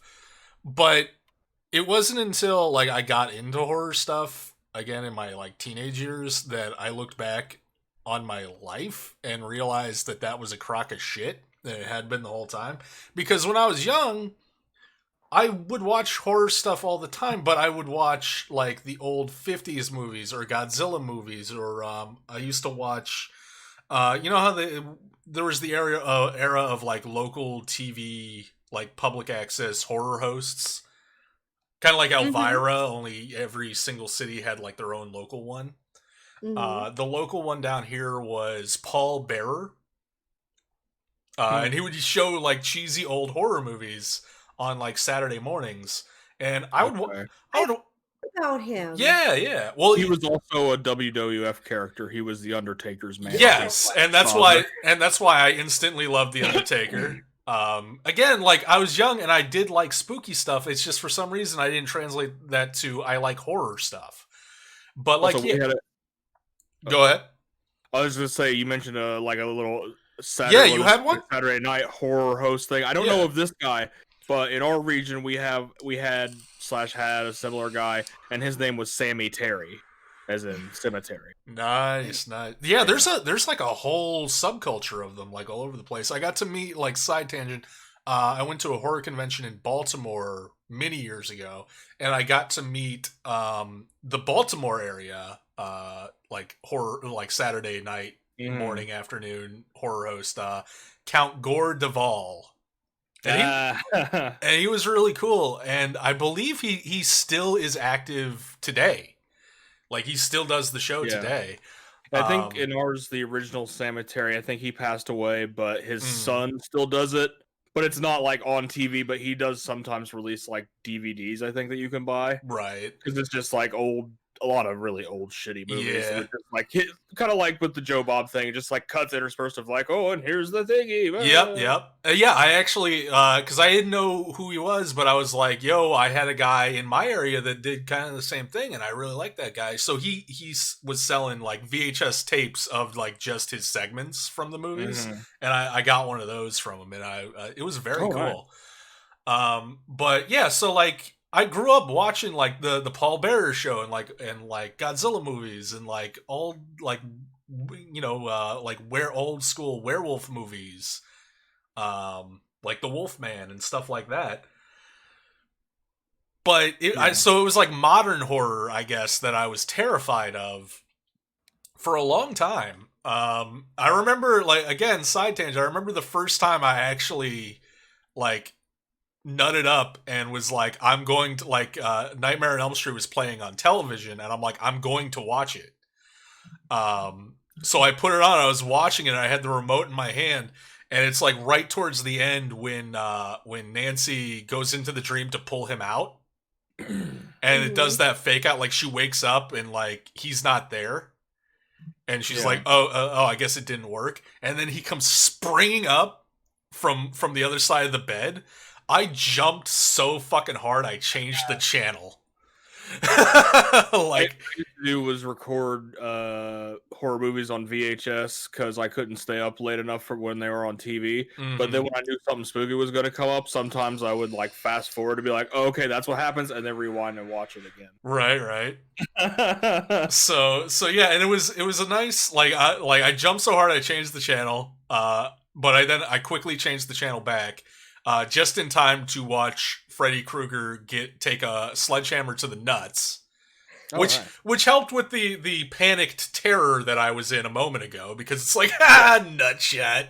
You got hit in the balls. And then after that, like, I made my way through it, and I got to the end, and I was like, yeah, it scared me, but like, it wasn't that bad. Like, I actually kind of liked it.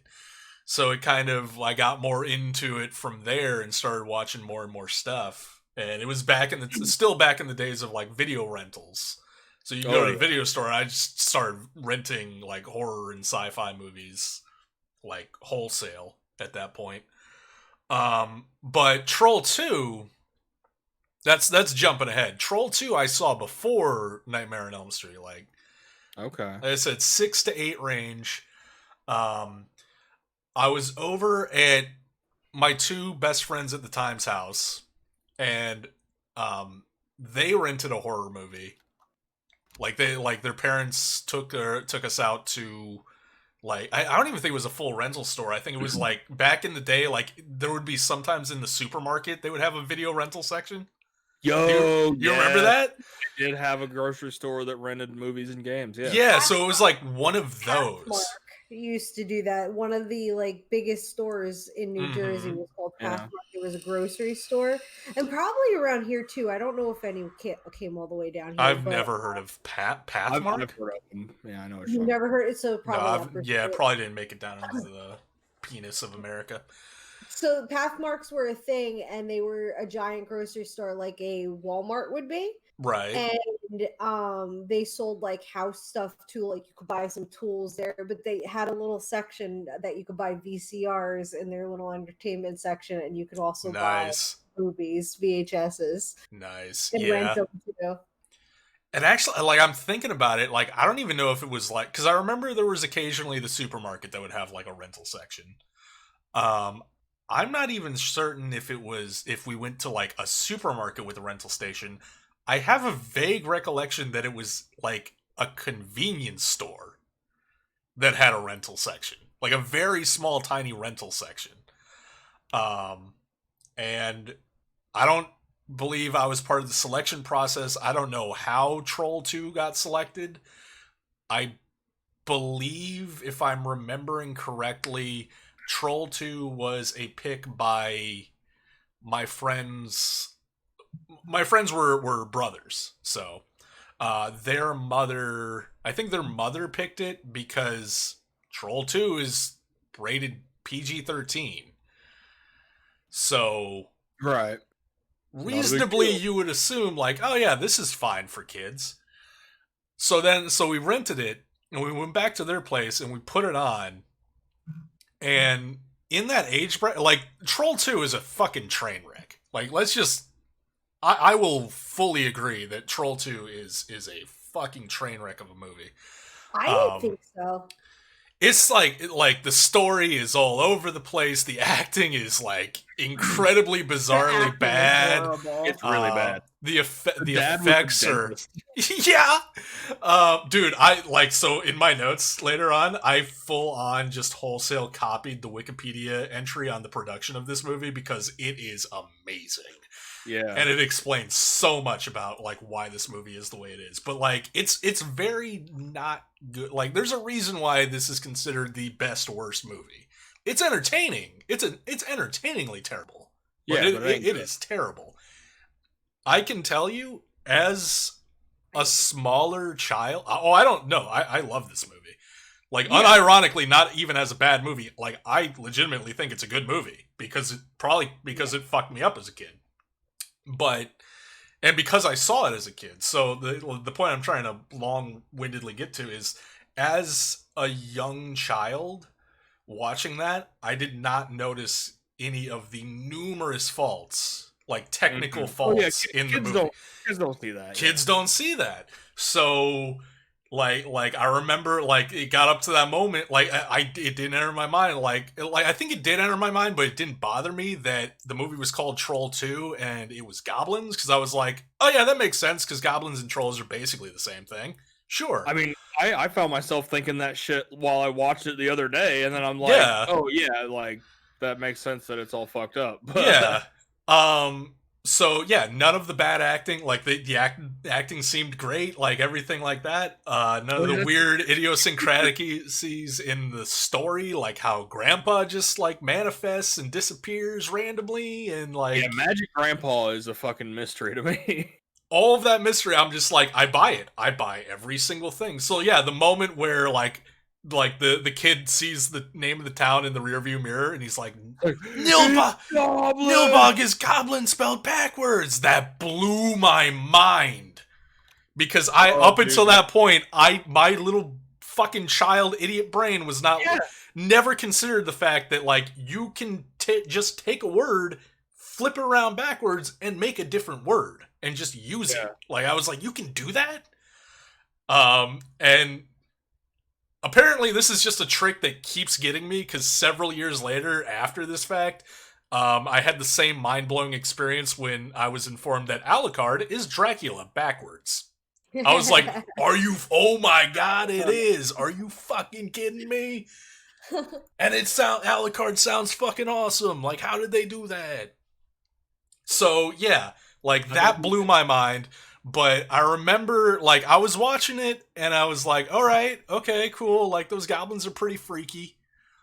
And then it gets up to the point where the random dude and the random, like, damsel in distress go into the witch's house, and suddenly she just dissolves into green goo, and a bunch of ravenous trolls come in and start scooping her up and eating her. And I flipped the fuck out. That fucking terrifying. I can definitely see it fucking up a kid for sure. Yeah, I had vivid memories of that, and then also in the same sequence, like the dude that's in there, like becoming basically half man, half tree, and that just was like pretty freaky. I'll give him that. The pain of it and everything like that. Yeah, and for some reason, like. Am I remembering this? Was this a phantom memory or did this happen? I feel like I remember it, and I just watched this and I don't remember if it's actually in the movie. Did at some point someone take oh no, she takes the chainsaw to his legs. Mm-hmm. Right? Yeah, I thought so in my child mind, like my memory of it was that was his friend doing that, trying to, because his friend does like rip off parts of him. Like I remembered that taking up a lot more time and being a lot more graphic And Yeah. I remembered, like, his friend was the one who was cutting him out of the tree planter pot by, like, cutting through his legs. Which isn't what happens. The witch does that and then turns him into a Slurpee for his other friend to drink. Which, again, like, I don't think I realized that. I realized it this time watching it. And I'm like, that's fucked. Oh yeah. So yeah, this movie affected me on a psychological level to the point that it freaked me the fuck out. I remember I got it years later as a 2-pack with the first movie on First DVD. unrelated movie. Yeah, the first unrelated movie, which was the first time I ever saw the first Troll. And I was like, this has nothing to do with the second one. What the fuck? And then I watched the second one for the first time since that experience, and I'm like, this is like really bad. Like, what the fuck? Do you Um, call it bad? Do you know what it reminds me of? what?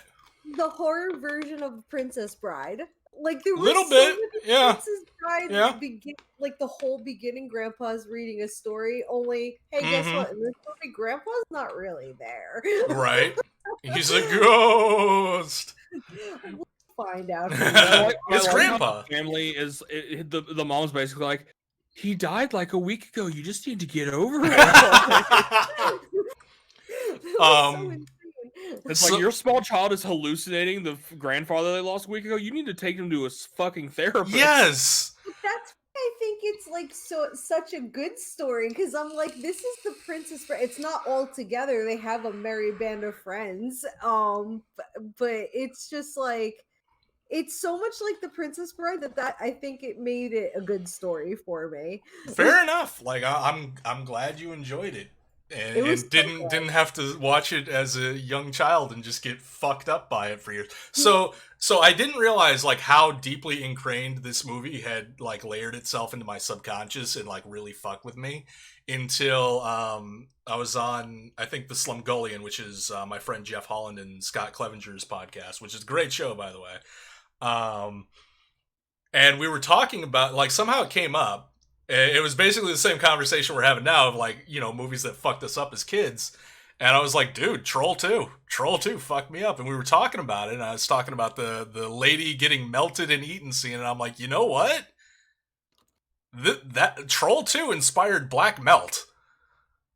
Oh, Because that shit basically happens in Black Melt, only it's way more over the top. And I'm like, Right. yeah, no, that was me recreating the scene from Troll 2. I didn't realize I was doing it when I was writing it, but looking back on it, like, oh yeah, no, it was a huge influence on what I was going for. So yeah, Troll 2, it fucked me up. And now I think this time when I watched it, this was like the third time I watched it the second time, I'm like, this movie is just dog shit. Then I watched the documentary Best Worst Movie, which is a great documentary about like kind of the making of, and it was made by the kid in Troll 2, and talked a lot about the cult following that it garnered. But I think this is the third time I've seen it, and I went from being terrified of this movie to thinking it was just absolute like unredeemable dog shit to loving it. Like, I unironically love Troll 2. And I think it's because I saw it as a kid, so I'm like, this movie is effective for the right age bracket. Right. If you walk into it as an adult, yeah, your results may vary, but Yeah. No, but you're right, because like I thought it was very Nickelodeon as well. Yeah. Because of the color of the food and like oh yeah, the Nickelodeon Fun. ooze. yeah, there was so much ooze in it, and all the food was really colorful. It just Yeah. it looked like something It's I would very want to eat fairy and I tale-y. can easily. Yeah. That's probably another reason why I love it. It's a horror fairy tale. It is. Like, And not even like the branching, like the intro where Grandpa's telling literally a fairy tale, but like the story itself is basically Yeah. a fairy tale. it is. And like the logic in the story, or the lack of logic in the story, is very fairy tale-ish. But yeah, let me just. How many fucking notes do I have? I have a lot of notes. Oh my god, I heard that fucking scroll wheel. Yeah. Well, one is like 2 paragraphs from the Wikipedia, but like it's a lot of like one-line notes. So like one, I forgot how much the Troll 2 theme slaps. Like the theme of this movie is incredible. Yeah, the music's pretty good. The music's Actually, I good. did look it up. It is available on vinyl, and I did add it to my wish list now. Like, oh baby, it's yeah. I think I saw it too as well. Yeah, I think I saw it too. It's like some like niche record or vinyl store that like exclusively does like really cool horror movie soundtracks. Yeah. Yeah, that's why I had Slappin' intro song. Yeah. I was like, damn, this is a banger. Grandpa likes traumatizing children a little too much. He does. Grandpa's a scamp. He's to the point that like later on in the movie you find out that Grandpa's in fucking hell. Like they like I think one of the goblins is like I'm sending you back to hell. It's like Grandpa's in hell? Wait a minute. No, that makes a lot of sense. It makes sense that Grandpa's in hell. He feel about it too. He says something, and I can't remember the line about him being at that part of hell. He says, "I'm not going back," or something like that. I fully believe this woman has freckles. I do not. That was sarcasm. Oh no, I know. I'm going through my notes, and we have a lot of the same notes. Kid me probably fully believed that woman had freckles. Let's put that one out there. But yeah, adult me, I'm not buying it. Took the Sixth Sense 2 hours to pull the he was dead all along twist. Troll 2 does it in the first 5 minutes. I love it. I have just the quote here. Michael, who are the goblins? I have a response to that, actually. Thank you for setting up my follow-up note. The goblins, honey please, they're just called Goblin, and they've done some of the coolest horror soundtracks of all time. Because Goblin was a synthwave kind of band that did a lot of the soundtracks for Dario Argento's movies. Okay. And there's a lot of people will call them the Goblin or Goblins or the Goblins. It's just Goblin. Mm-hmm. That's right. Just the name of the band. Well, that's just one of their many names. I liked when the daughter was talking to her boyfriend, her whatever the fuck. Yeah, her pseudo boyfriend. Yeah, they had a weird relationship. It's like, oh, you need to like get rid of your friends. Which, first of all, yeah, I don't know why he's bringing his friends over. Like that guy's stupid as hell. Yeah, but like she says, I don't believe in group sex, and I'm just sitting there thinking, I assure you that it exists. Yeah, it's a real thing, lady. You may not want to have it or like it, but it's there. It does exist. Like it or not. Mm-hmm. I had a related note to that, which was, you heard it here first, folks. If you have friends, you'll be a virgin forever. Yeah. Ditch your friends, you'll get laid. But yeah, the whole exchange between the daughter and her pseudo-boyfriend in the bedroom was just, like, such gold to me. I'm like, this is hilariously good. Oh, yeah. And then, like, the whole...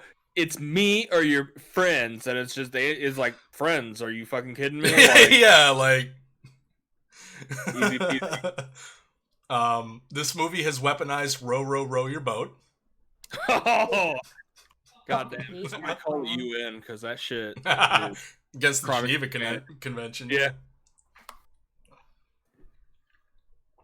I feel like I was trained to not hate little songs like that when they're weaponized because I grew up Disney, so I grew up in... You were doing the weaponizing? Oh, no, not the Small World, please.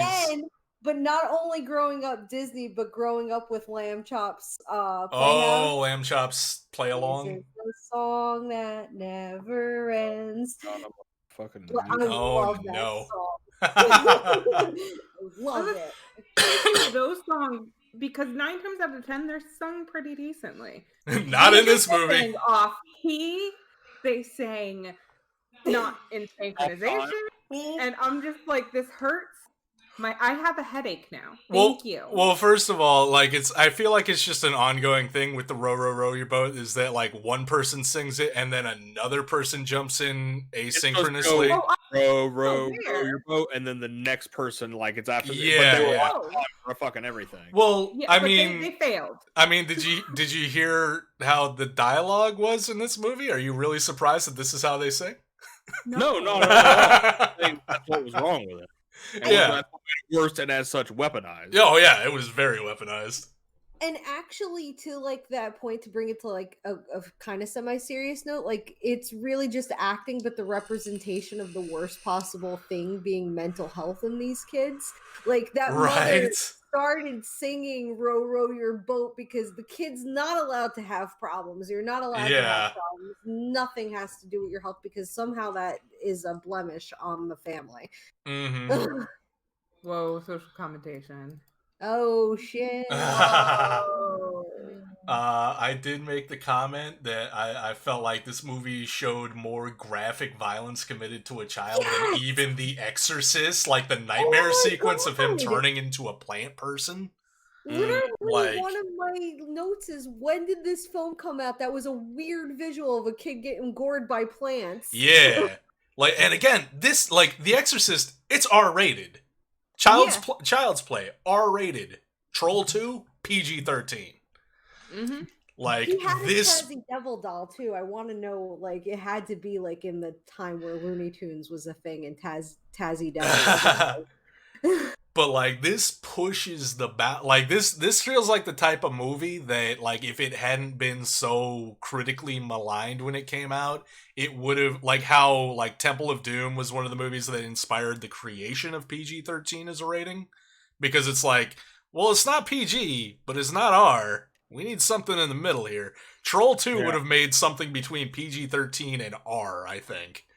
Because like this movie is this is a hard PG-13, especially considering I'd say it's probably it's because back then I think they were just a little bit more lenient with it. Oh like, yeah, that's 13. For sure. Like we were just coming out of the 80s. Yeah, Ghostbusters was PG, and I remember it having like shit and all that. And oh yeah, like, yeah. We can't do that now. We came, we saw, we kicked its ass. Yeah, yeah. True, this man has no dick. That's true. This man has no dick. Yeah. I watched Ghostbusters growing up. Oh yeah. I don't think I got the "it's true this man has no dick" joke until I was older. But more like, what is even a ghost blowjob? But right, yeah, that I was much older when I watched that movie. I'm like, he's totally getting head from that ghost. Yeah. What the fuck? Little blowy Joey. But yeah, no, this is a very hard PG-13. Like it stretches the boundaries, even though like it never once like it doesn't utter the infamous like single fuck that PG-13 is entitled to. But in terms of like graphic violence and like fucked up scenes, like oh yeah. Oh yeah, in the car when the kid is like we have to go back, and for a second there it looks like the dad's actually gonna listen to him until mom speaks up. Like I like the idea that like dad would have just been like, yeah, okay. And just turned the car around. Sure. And also, what the fuck is this vacation they're going on? Like, I've heard of foreign exchange students, but like people from the suburbs switching houses with people from the farmland and just like being complete strangers and just trading lives for a week. Like what? Like what the fuck? Ghost Grandpa can just freeze time. That's just a thing he can do. At least once. Because what are the rules involving Ghost Grandpa? I don't know. What are the rules? 30 seconds to save your family. Quick, piss on all the food. Oh, dude, that was fucking amazing. You can't piss on hospitality. I won't allow it. That's such a great line. I really thought, like, I seriously thought he was gonna be. Where did my notes go on that one? Because that's the one that I couldn't find that I was trying to look for this whole time. I know, they're just like, why can you only stop time for 30 seconds, Grandpa? Mm-hmm. Yeah, like for like the movie has really weird arbitrary rules that it then just proceeds to break and ignore. Yeah. Those were Especially the Act 1 rules. Are you kidding me? We're Yeah. Act 2. like I think especially pertaining to Ghost Grandpa. Ghost Grandpa's rules change depending on the scene he's in. It's Yeah. true. It's true. And the witch is the drunkest witch I've ever seen in movie history. That was funny. So Oh, like I know they were trying to make her look like a creepy old witch, and they definitely like worked towards that like stereotypical creepy old witch look, but at the same time Credence was kind of hot in my opinion. When I was she like- didn't have the chapped lips, yes. In my opinion, like, cause yeah, she gets actually pretty there for a minute when she's doing the Yeah, when seduction they're on the I'm kid. like, yeah, okay, there we go.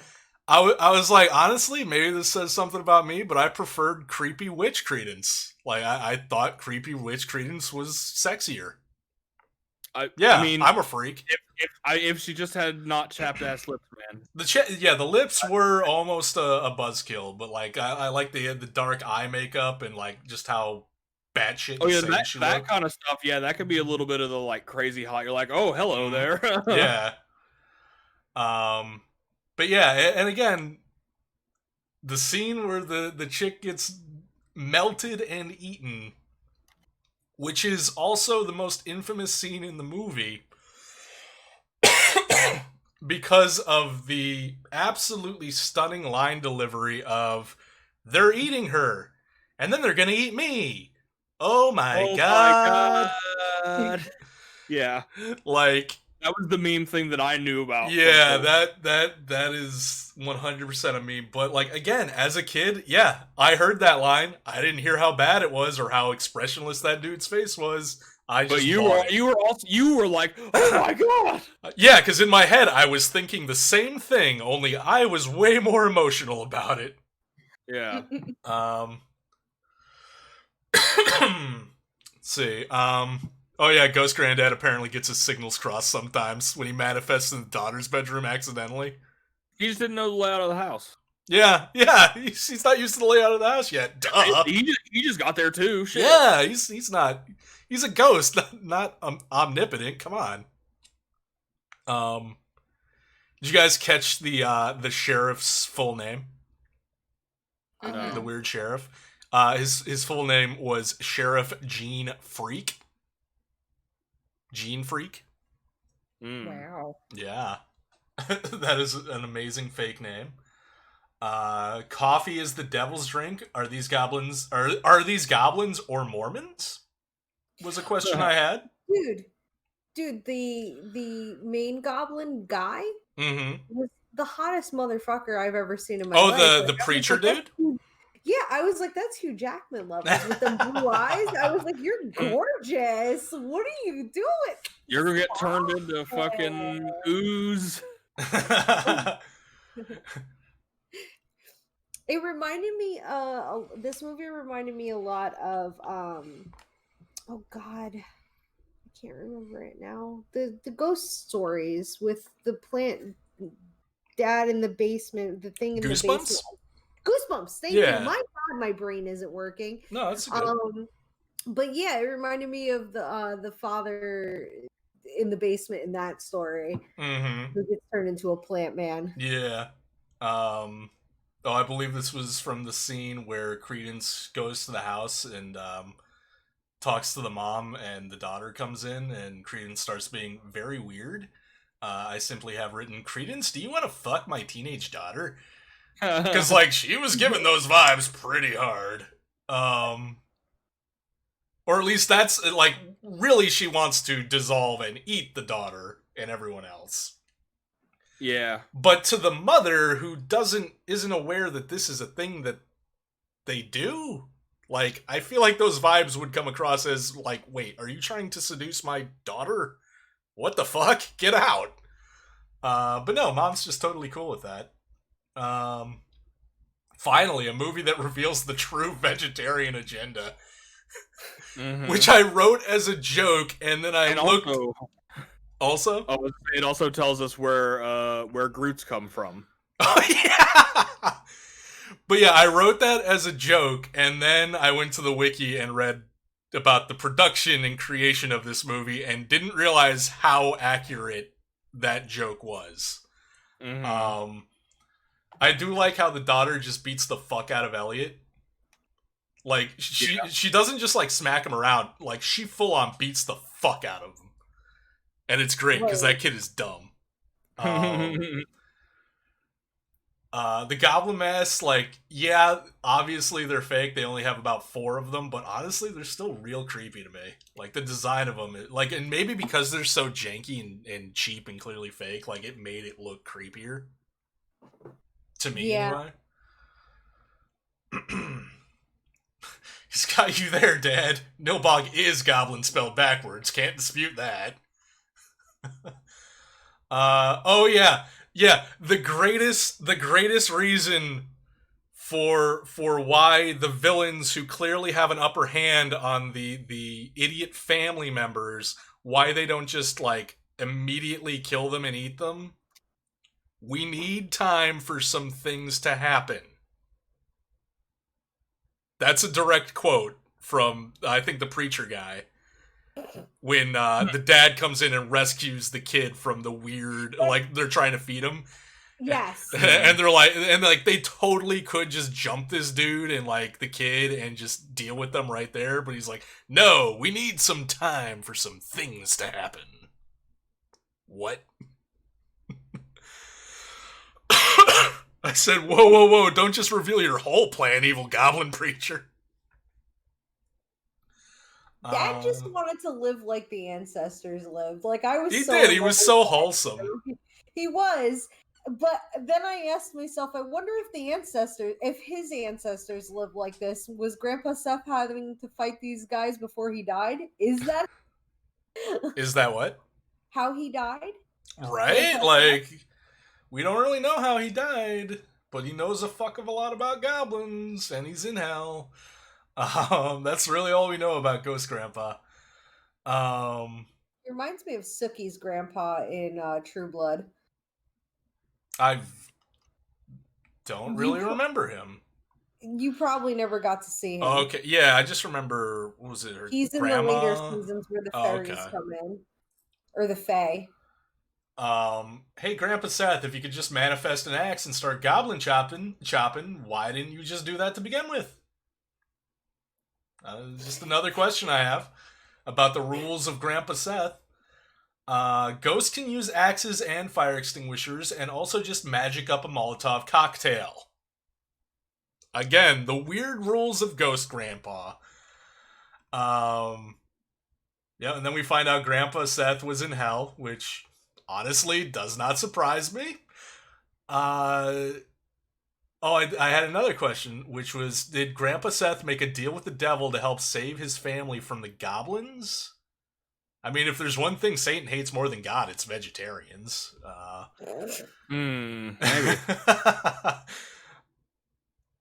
Oh, yeah, I really need to know what that weird movie the kids were watching in the motorhome is. Like, I feel like it's probably just some B-roll that they shot for the movie, but, like, whatever that weird-ass movie was they were watching, I need a copy of it. Because it looks fucking trippy as hell. I like the one friend who got left alone at the camper, just like, what am I supposed to do here? Blah, blah, blah. I'm just like, man, that camper would be fun as hell if you didn't have all those other idiots in there with you. Like, are you kidding me? That group of friends had serious codependency issues. Like, they couldn't do anything without each other. It was ridiculous. Hey, it's just some slutty lady with an ear of corn trying to seduce you. Nothing weird about this at all. Like, the sexualization of corn. Yeah, I wrote down, what you gonna do with that corn cob, lady? You ever had sex so hot that it literally manifested popcorn? Because that kid did. Well, I guess, in my defense, I don't know that I've ever had sex near popcorn, so... Or just ears of corn. Or ears of corn, yeah. Same, honestly. The afterlife has so many fucking rules, man. I think that was when Grandpa was like, I only have 10 minutes. He wrote a book. Oh, wait, who wrote a book? I was just talking about, like, the Bible. It's like, the afterlife has so many rules. I'm like, well, they wrote a book on it. Go away, monster. Yeah, that'll work, Elliot. Oh yeah, the goblin artwork that was like all over the walls of the house Yeah, was like really cool. Like I want those art pieces, honestly. it's pretty cool. Yeah. We're all humans here. Shut the fuck up, Elliot, was my response to that. I did not like Elliot. So yeah, she Credence goes and fucks the guy in the camper, doesn't eat him or nothing. She just wanted to have freaky popcorn sex, apparently.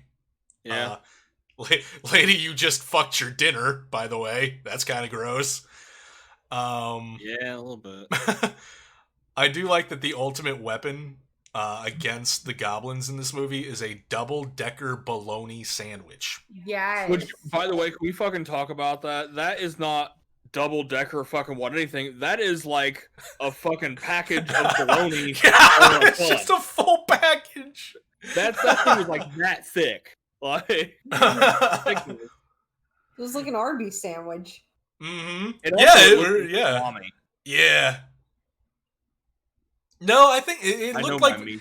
it looked like honestly like the cheap bologna, like thick sliced bologna that you would get in like the package with the weird clear part at the front. You'd have to peel it open and then like peel off the red layer on the outer rim.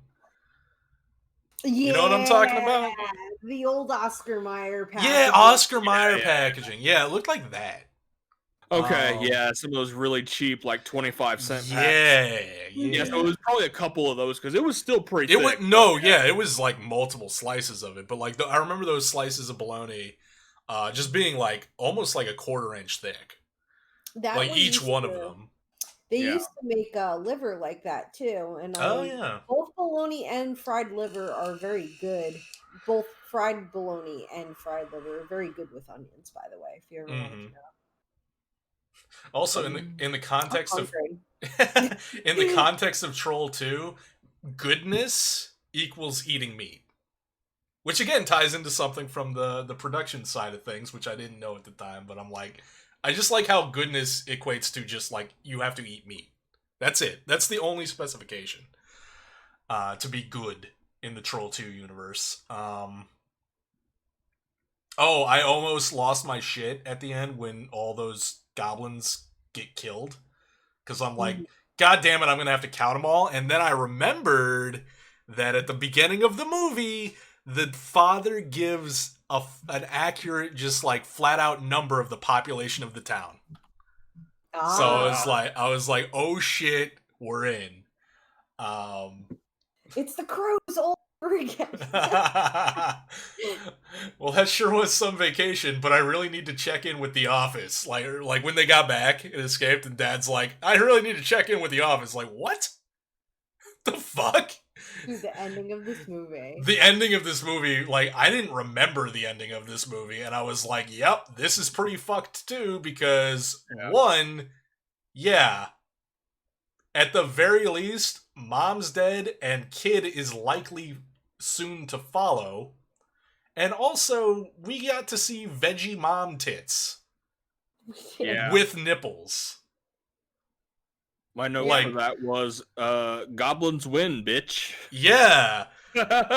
Like I had to scroll. I was like, wait, are those veggie mom boobs? And also, are those like actual veggie mom nipples? What the fuck? Like I went back to check, and I'm like, yep, that's exactly what that is. This Apparently, mom had a pretty perky pair. Is all I'm saying. this emote was in my mind the whole time. Yeah, I yeah. that ending. So like, given that ending, like, yeah, every single one of these movies involves child endangerment. This is the only one that leaves off on an ending that's pretty clear. The kid fucking dies. Yeah, the movie, despite being terribly acted, it's very brutal. It's incredibly brutal. But like, yeah, like you said, like there's a lot of stuff that's just like the nonsense plot, the bizarrely strange dialogue and performances. But for me, like, it gives it this weird charm that I find really endearing. And now, like, I will read I don't know if I'll read all of it, but I'm gonna read some stuff verbatim from the production synopsis. The script, which was originally titled Goblins, began as a way for director Claudio Fragasso's wife, Rosella Drudy, to express her frustration with several of her friends becoming vegetarians, which she claimed pissed her off. Yeah, I read that as well. And I was just like, wow, this movie exists because just a pissed off Italian lady. Yep, and she's like, my friends became vegetarians. Urgh! They can't help themselves. What am I gonna feed them when they come over the house? What's wrong with those idiots? The fact that it was produced by Edward Sarlui and Joe D'Amato, who were both Italian exploitation film directors, that kind of explains the brutality, because a lot of the brutality, like, it does feel like it's from an exploitation movie, like an Italian exploitation movie. Let's see. I'm skimming for the best parts. Or was it? The part about the shopkeeper in there? Yes. Okay. Wait, let me make sure. Yes, it is. I thought was the funniest shit. It's so good. The production crew was made up almost entirely of non-English speaking Italians brought to America. The only fluent English speaker on set was Laura Gemser, who did the costume design. So the majority of the crew relied on broken pidgin English to communicate with the cast, who recalled not being able to understand much of what went on. And again, where is it? Yeah, the cast had few experienced actors, primarily assembled from residents of nearby towns who responded to an open casting call. George Hardy, the guy who played the dad, was a dentist. And then, yeah, Don Packard, who played the weird shop owner, which, like, it's a great performance. It's even better and kind of more explained when you realize he was a patient at a nearby mental hospital and was cast for and subsequently filmed his role while on a day trip. He was fucking high out of his mind. He later recalled that he had smoked an enormous amount of marijuana prior to filming, had no idea what was happening around him, and that his disturbed performance in the film was not acting. Dude was just fucking. He got out of the mental hospital for a day and got fucking blitzed and had a good time. And he was in a movie, and it's a great performance. Honestly, like, it's very memorable. Yeah. I wish the movie had more of him. What was he in the mental hospital for? It does not say. It doesn't say. Yeah. The director and writer said that their intentions were misunderstood. The strongly criticized aspects of the movie are intentionally comic and exaggerated, such as Credence over-the-top theatrical acting or the preacher's monologue on eating meat. Like, it's meant to be comic. But here's why. Like, if you watch this movie and you're like, the dialogue is so fucking weird, it feels like it was written in a different language and then translated into staggered English. Yeah, it was. That's literally what happened. They more of a fairy tale feel doing that. The shooting script was written in the same broken dialect in which they both spoke. The cast would later recall that the script was only given to them scene by scene, and that they had difficulty understanding their dialogue as written. Some of the cast members offered to correct their lines to sound more grammatically and syntactically correct, but the director demanded they deliver their lines verbatim. Ugh. Which is something that Italian Kevin Smith, which is something that the director denies. He denies that was actually how it went down. But you kind of only have to listen to the dialogue to be like, yeah, no. I feel like if that's not how it went down, then it was only because they weren't actors and they didn't think to And, offer and a even then, correction. a native English speaker would be like, "What the fuck?" Yeah. So yeah, that's why the dialogue and the performances are the way they are. So yeah, that's Troll 2. It fucked me up. And I love it. Nice. And it got a lot of the categories from me. I gave it best kill because, like, honestly, the fucking girl getting melted and eaten, like that motherfucker will stick with me for the rest of my life. I gave it best characters. Again, this is why I was talking to Kettle before stream, but like I'm gonna change the category slightly and replace best with favorite. Yeah. But like, yeah, these characters, like, of the four we watched, these are my favorite characters. Most disturbing movie, like, there's so much fucked up shit that happens in this that even rewatching it now and seeing like the faults it has, it's still disturbing to me in a lot of ways. I gave it sleeper hit, but this is with an asterisk. One, Child's Play, The Exorcist, The Ring, I was well aware of them and their notoriety long before seeing it. I wasn't aware, like, when I first saw this, Troll 2 had no notoriety. Yeah. But I couldn't really say that it was a sleeper hit in the traditional sense because, like, it freaked me the fuck out and I wanted nothing to do with it for many, many years. But it is a sleeper hit in the sense that I didn't know what I was in for, and it hit me in the goddamn throat like a sucker punch. Mm-hmm. I gave it, I'm not going to say best, I'm going to say favorite. This movie had my favorite special effects of the four of them.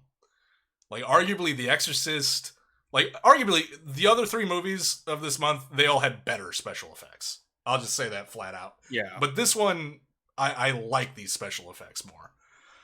And I gave it most entertaining. Because this movie is a trip. I gave it needs improvement. I did not. And that I it's perfect. No, that's the thing, right? Like, it's an obvious choice for needs improvement because, like, yeah, it needs a lot of fixing. But honestly, I feel like all of its faults gelling together make it this weird, beautiful train wreck. So to fix any part of it would be to ruin it. It's like I get that. It's like if they had actually been, not cowards and released the original VFX edit of the Sonic the Hedgehog movie. Oh god, I want that so I bad. want it so bad. Although I now want to watch that minuscule side tangent. When they fixed it, I was like, that movie's dead to me. I no longer want to see it. I have no interest in it. Fuck that movie. Mm-hmm. Then I realized Ben Schwartz is voicing Sonic. He plays Sonic, yeah. And I'm like, you know what? I kind of want to watch it now. Mm-hmm. But yeah, that's the end of that. So yeah, like, it's an easy pick for needs improvement. Like, honestly, I see everyone but me picked it for needs improvement. And you know what? I get it. Because I had to. Because that's always the category I came up against where I'm like, do I have to? Because I really liked all of these. No. And I would you don't have to. I abstained this month from Super Hit. Yeah, no vote is an option. That's true. I forgot about that. Mm-hmm. Okay. Also tying is an option. Yeah, I knew that one because yeah, you did it before, and I was like, I'll allow it. I'll allow it. But I mean, yeah, I'll allow it. That's the only reason I put it down for needs improvement because I felt like I had to put one in there. And then I had it as sleeper hit because I didn't think I was gonna like it, and then I ended up loving it and thinking it was the best story. Mm-hmm. And again, I think that's Fairy Tale. Yeah. You had it for a few others too. Sleeper hit, best story. Oh yeah, best story, best characters. Best characters. Yeah. Oh my god, I love the character story. Mm-hmm. Like, this and Child's Play really didn't freak me out. The Ring and The Exorcist. Well, it's got people moving in weird, freaky ways. So. Mm-hmm. And then, well, Neff, what did you think? Because we've all been kind of chatting about it pretty full. Yeah, wholesale. I just don't want to interrupt. No, so. it's all like I was telling Cal earlier. Just like if you see a spot, just jump in. Yeah. So like, there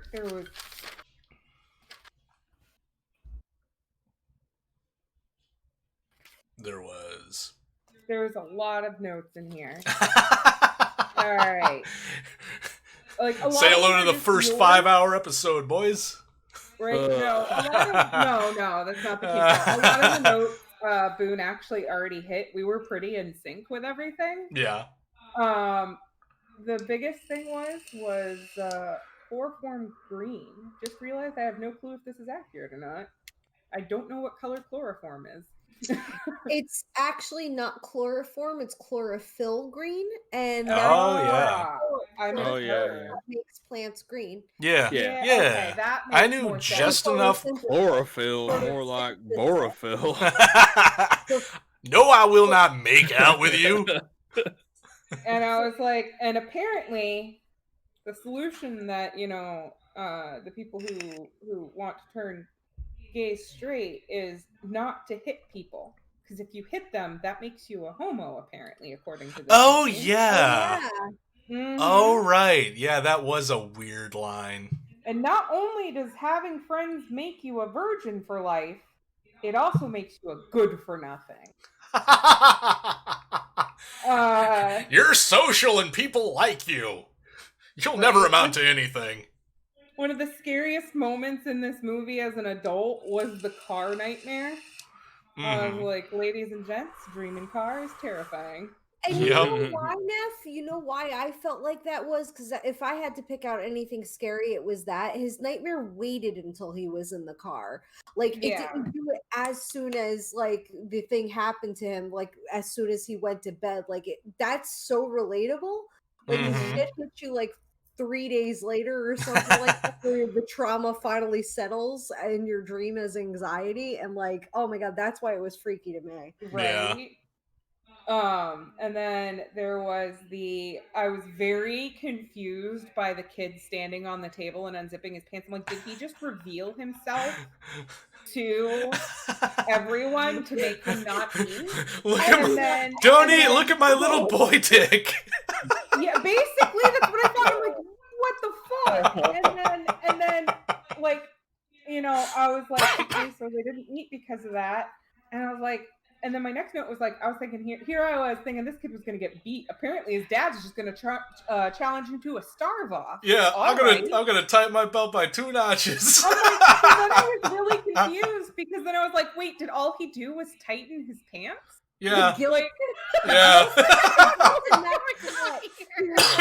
don't get to eat. Your mother doesn't get to eat. Your sister doesn't get to eat. All because of you, right? It's like, is that a starve off? Is that what this was? If you don't take me home, I'm not eating.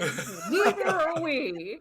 Like, that's what I thought it was. I was like, I have no clue what's going on right now. Like on the one hand, it's like, okay, well, I mean, I guess he's a good dad because he didn't just like beat his son, but at the same time, like the psychological guilt trip is almost worse. Bruises heal; those mental scars are forever. Yeah, they couldn't have mental illness. That was bad. Yeah. And then I was like, Helena Bonham Carter, what are you doing in this movie? I mean, I know you heard like Helena Bonham Carter to be weird. But did you have to do such a bad job of it? And then I was like, the other alternative title for this movie is Vegan, the movie. And then let's see. Oh. So my favorite was where the dad looks at Holly, which is the daughter, and goes, "Are you smoking dope?" What? Not anymore, Dad. What the fuck? Wait, is that what she said? Yeah, she's like, no. She's not. Oh, I thought her response was no, not anymore. Yeah, it's no, not anymore. Oh, that is the response? Yeah. Oh my God. Yeah, because that made me think of, I used to do drugs. I still do, but I used to too. Yeah. Right? And I was like, And I was like, this movie has made me realize that I don't think a majority of people know where popcorn comes from. It does not come from corn in the cob. It is a specific breed and species of corn that specifically pops. It does not. You cannot take corn off of a cob, put it in a skillet with some oil, and it's gonna pop. No, you're just gonna get burnt corn. Yeah, I feel like even child me was like, I don't think that's how that works. Yeah, but that was honestly it. Like, Troll 2 needs improvement from me. Because I think where it needed improvement, because if it's so terrible that it's entertaining, I don't really want it to change. What I felt should have changed was the fact that, like, this movie is overly misogynistic. It's overly homophobic, and I can look aside of that from the time, but like, just because it's there doesn't mean it's acceptable. Fair enough. And that's why I was like, it needs improvement in the fact of, I'm not saying you need to rewrite Baby It's Cold Outside. Have you guys heard that one? Oh yeah. Don't listen to it. It's terrible. But like, it's more of a, like, there are blatant things in it that are just like, okay, I'm not 12. This isn't funny, and I'm not edgy. Like, this is actually kind of appalling. Well, it's like, I mean, yeah, like back, you know, a lot back then. A lot of time, the punchline was just stuff was like, "Oh, what are you, gay?" Like, right? Yeah. Nowadays, like they might be. It doesn't really matter. But yeah. So I'm not gonna fall into that loop, of course, of the people that are like, oh, you know, it shouldn't be shown. No, it should totally be shown. No. It's totally be shown. People should see this in its nitty gritty racism and misogyny. But like, it's one of those things where it's like, I hope people recognize that that's not okay. More or less. Right. On purpose. No, it's an 80s flick.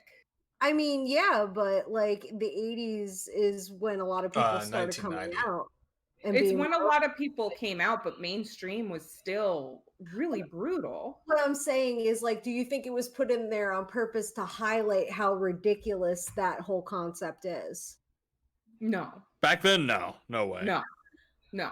If it was later 90s, maybe. But then again, apparently everyone misinterpreted the designs of the writer and director, and that's who true. knows? Yeah. Who knows? Or at least what they're claiming. Like, who knows? Because I feel like a lot of it written by a kid, wasn't it? It was written by the director's wife. Oh. Because she was pissed off her friends turned vegetarian. I feel like a lot of it was exaggerated to highlight a lot of social,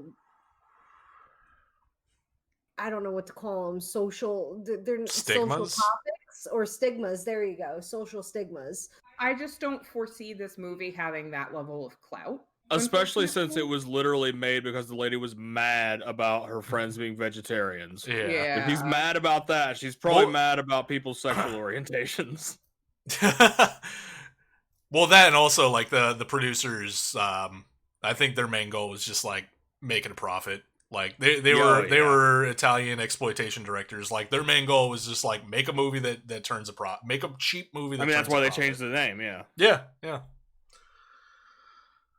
So, but, like, I'm not saying it couldn't be possible. I'm just... Yeah. No, I'm with you on that. For that the type of unlikely. movie it's extremely unlikely. I put it more in the category of, like... It's just a product of its time. Yeah, it's a product of its time. And I'm not saying anything's wrong with that, but I don't think it was as progressive. No, I asked the question because I was curious. No, I don't know. Like, I don't think it had that much at this foresight. point, it's like, because there's a line in Monster Squad that is basically the equivalent of what are you gay? Only it's a much harsher word that they use. And like, I watched Monster Squad as a kid. Like, I never remembered that until I rewatched it as an adult, and I was like, it like kind of hit me in the face. I'm like, oh my god. Yeah. Oh, yeah, And- people were but- slinging that word around on regular ass TV up until like the late 2000s. Yeah, and I was just like, holy shit. Yeah. But at the same time, like, it didn't make me like Monster Squad any less, but I'm just like, yeah, it's definitely a product of its time, and I'm Yeah. glad we're not in that time anymore. I Yeah. feel like if you were clever enough to come up with something like chlorophyll green and the zooming in on the vegetable book, and like even though it had like wacky, exaggerated, like again, I thought it was part of the ploy of what it was supposed to represent. Maybe she wasn't just mad about vegetables or her friends going vegan. Maybe she was mad because there was a lot of this stupidity going on in the time too. Like It's put possible. that into her writing. So But I mean, I think it was it's- a little clever. I think it was more clever than we're giving it credit for, because I do think that even though it might have been exploit, I think there was points in this movie. It's one of those things where it's like, we ain't the people that like wrote or directed or even produced it, and we don't have them on the phone. And even then, like whatever they said, Right. we got to take them at their word, regardless of what they say. So it's like, like both answers could be right. Oh yeah. Oh no, Mhm. yeah. I'm putting it out there Oh, for yeah. a different answer, because Yeah, like yeah. what else will we review a movie Oh, for sure. if Yeah. not to like have those differing answers? But Yeah, I was think- just wrapping it up and bringing it to a culmination. sorry. No, it's all good. But yeah, that was Troll 2. Anything else on Troll 2 anyone has? Oh, it No, was I'm also good. my most entertaining. Most entertaining. Yeah, I enjoyed it quite a bit because of that. Mm-hmm. All right, so that brings us to The Ring, which was Neffy's pick. Boo. So now she gets to take the spotlight and talk for a while, with me occasionally interrupting her. Whoa. Really? It's such an honor. Yeah. So The Ring freaked me out because at the time, I want to say I was 11, and I had my friend Crystal at the time. I used to walk around with her at my apartment complex at the time, and she was like, "Oh, this new horror movie is coming out. It's like originally made in Japan, and they remade it for us. So like, you want to come see it?" And she was like 14 at the time. So she could actually get in. So she bought me a ticket and snuck me in. And I watched it, and I just remember like I threw my TV out of my room for one. Like I did not want it Like in my room. literally threw it out, or just like moved it out? I moved it out because I'm and also like it was back when, sure, there may have been flat screens, but I had one of them heavy ass boob tubes. Oh yeah. Fuck that. I ain't throwing that. Oh yeah, I mean that was 2002. Yeah, most people still had CRTs. Yeah. And like I remember not being able to sleep. I remember having the worst fucking nightmares, and finally my dad called me out, and he's just like, "What's wrong?" I was like, "Nothing." He goes, "What'd you do?" And I was like, "Chris took me to go see a movie." And he's like, "What?" And I'm like, "Crystal took me to go see a movie." And he's like, Did I stutter? "Mhm. What movie did you go see?" And I was like, The Ring. And he goes, "Why would you go and do something stupid like that?" And I was like, "What?" And he's like, I told you not to go see that. Like, I told you not to go see certain movies because I don't even remember why I had such freedom as a child.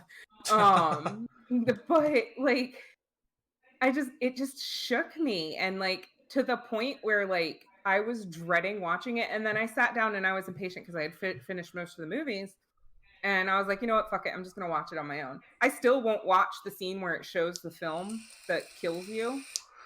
Really? I will turn off my monitor, wait for it to pass, and then go back to the movie.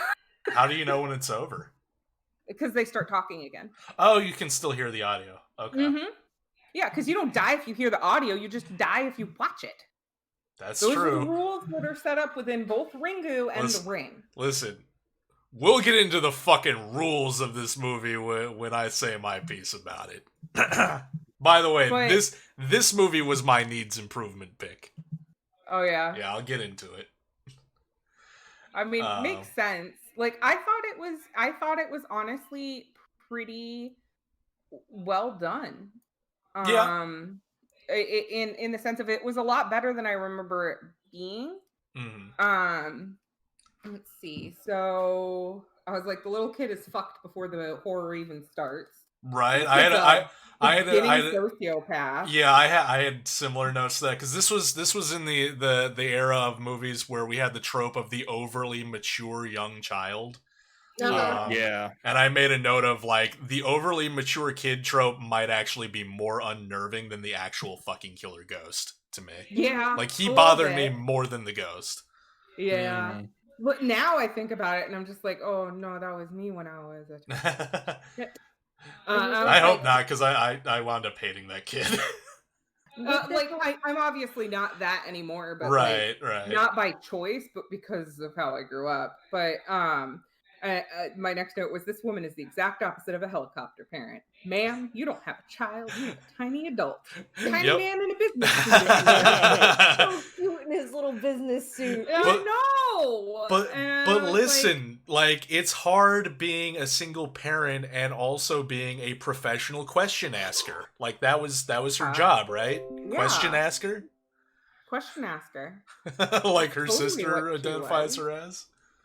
Yeah. Yeah, she's pretty good at asking questions, I mean. Mm-hmm. And I was like, well, the muted and dreary, like the filters on the film and just like how there really is like all the saturation has been muted. Yeah. It's a And very it's blue tone really, film, which again was a it's thing very, from that era. yeah. Well, it's very bleak and it Yeah. just, to me, it just adds to the tension. Yeah. And I was also really surprised that they really didn't throw too many jump scares in there, which surprised the fuck out of me because I could have swore there were jump scares. It turns out I was just afraid of everything in that movie. And I like the part that got to me. I was like, so you hear about a movie that kills 4 teens at the exact same time on the exact same day because they all watch the exact same thing, and you have proof that their photos are distorted, yet you still decide to sit down and watch the fucking movie. What's wrong with you? Yeah, I had that written down. Like, why you do this? Why you do? And then of course when she pops out of the TV, I'm like, if looks kill. That statement has never been truer. Right. Also, speaking of the kid, the level of existential dread that he has, and understandably so, right. but it's just like, oh, kid, you're too young to be feeling that. Like, so like, and then go ahead. I just had one more note. My final note on it was the dude's wife, or the dude's husband. Dude's wife. The wife, the Samara's mom's Brian Cox. Yeah. Brian Cox. Yeah. Yes. Yeah, him.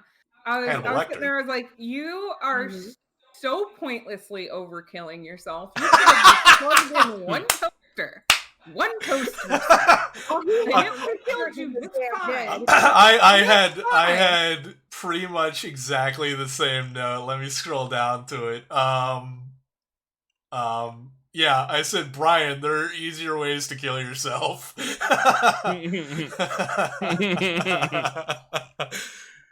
That was pretty elaborate. It was very elaborate. It kind of worked though, because it added a level of like, what the fuck to it. He's traumatizing when I was a kid. Yeah, like it's really unnerving. Like the length he goes to like really make sure he dies. Well, I was gonna ask Jeff, did you actually look into anything about Samara's story? Because I know you like Japanese lore and culture. Yeah. Aware of it, and now at the time, it's just watching the movie. It shooketh me. Well, the reason why I'm asking is because like the whole to the point of he overdid it. Like, I can't imagine what it would be to have something that just projects like anxiety-ridden images into your mind like every day, and she doesn't fucking like you. And it's not even her that's doing it. Like, the scariest part about this movie to me is it's not even it's always a force of something. Like, even with watching the movie, like basically we're forced to watch something we believe is supposed to kill us, and look what it did to Katie. Like, look at the death. That's why it's one of my favorite deaths. And it forces you, and her story is a forcing and an overpowerment of something, making you watch something even though you really don't want to look at it, and it's terrible and awful, and that's what icked me out the most about it. Yeah. I like being Um, forced. Don't tell me what to do. You don't know what kind of avocado I am. But I do. uh, I'm done. Okay. Like, unless I have to quip in with something. Fair enough. I will give Fish and Kettle an opportunity to say their pieces because, like, I'm just telling you, I will go off on this movie a little bit. Like, I don't hate this movie, but I got some But bones what you're to about pick. to say is gonna make everybody think otherwise. I have some bones to pick. Yes.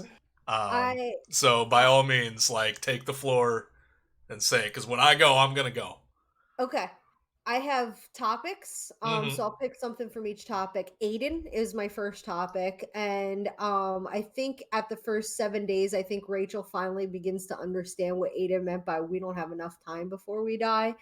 And that leads into her plugging the pieces together of Samara's eerie connection to Aiden.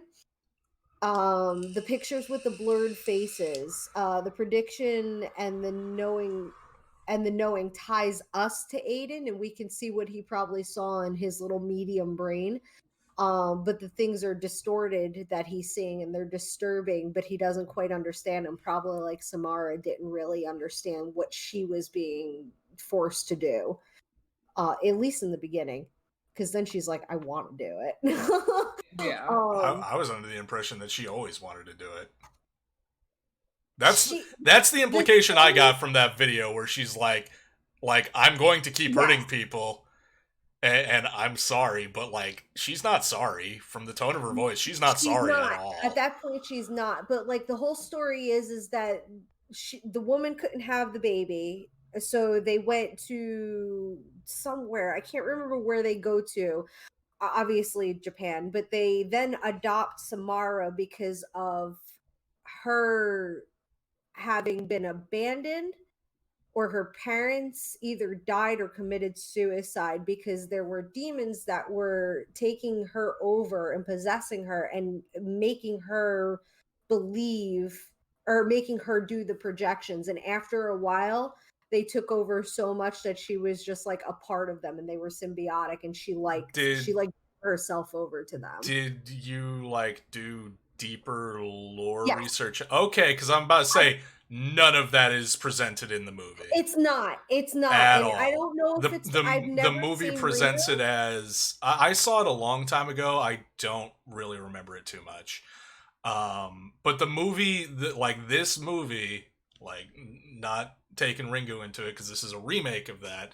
Like this movie presents Samara as being pure evil from the very start. No, right. And I basically went into, because I like Samara as a character. In fact, I think she was, oh, this is funny, she was written into a couple fan fictions that I read. Oh my god. That's what got me interested in her story enough to watch The Ring. Right. And wait, so this deeper lore, like, is this from like an official canonized source, or is this from a fan fiction you read? No, it's not from a fan fiction. Okay, I'm just confirming that. I assumed it was official canon, but if you look up Samara Morgan in the wiki, she initially appears as a pretty, though withdrawn, young brown-eyed girl with long brown hair and fair skin. She wears a white nightgown. In her cursed form, Samara is a very haunting appearance, resembling a Japanese onryo. I don't know how to pronounce it correctly. A spirit focused on vengeance.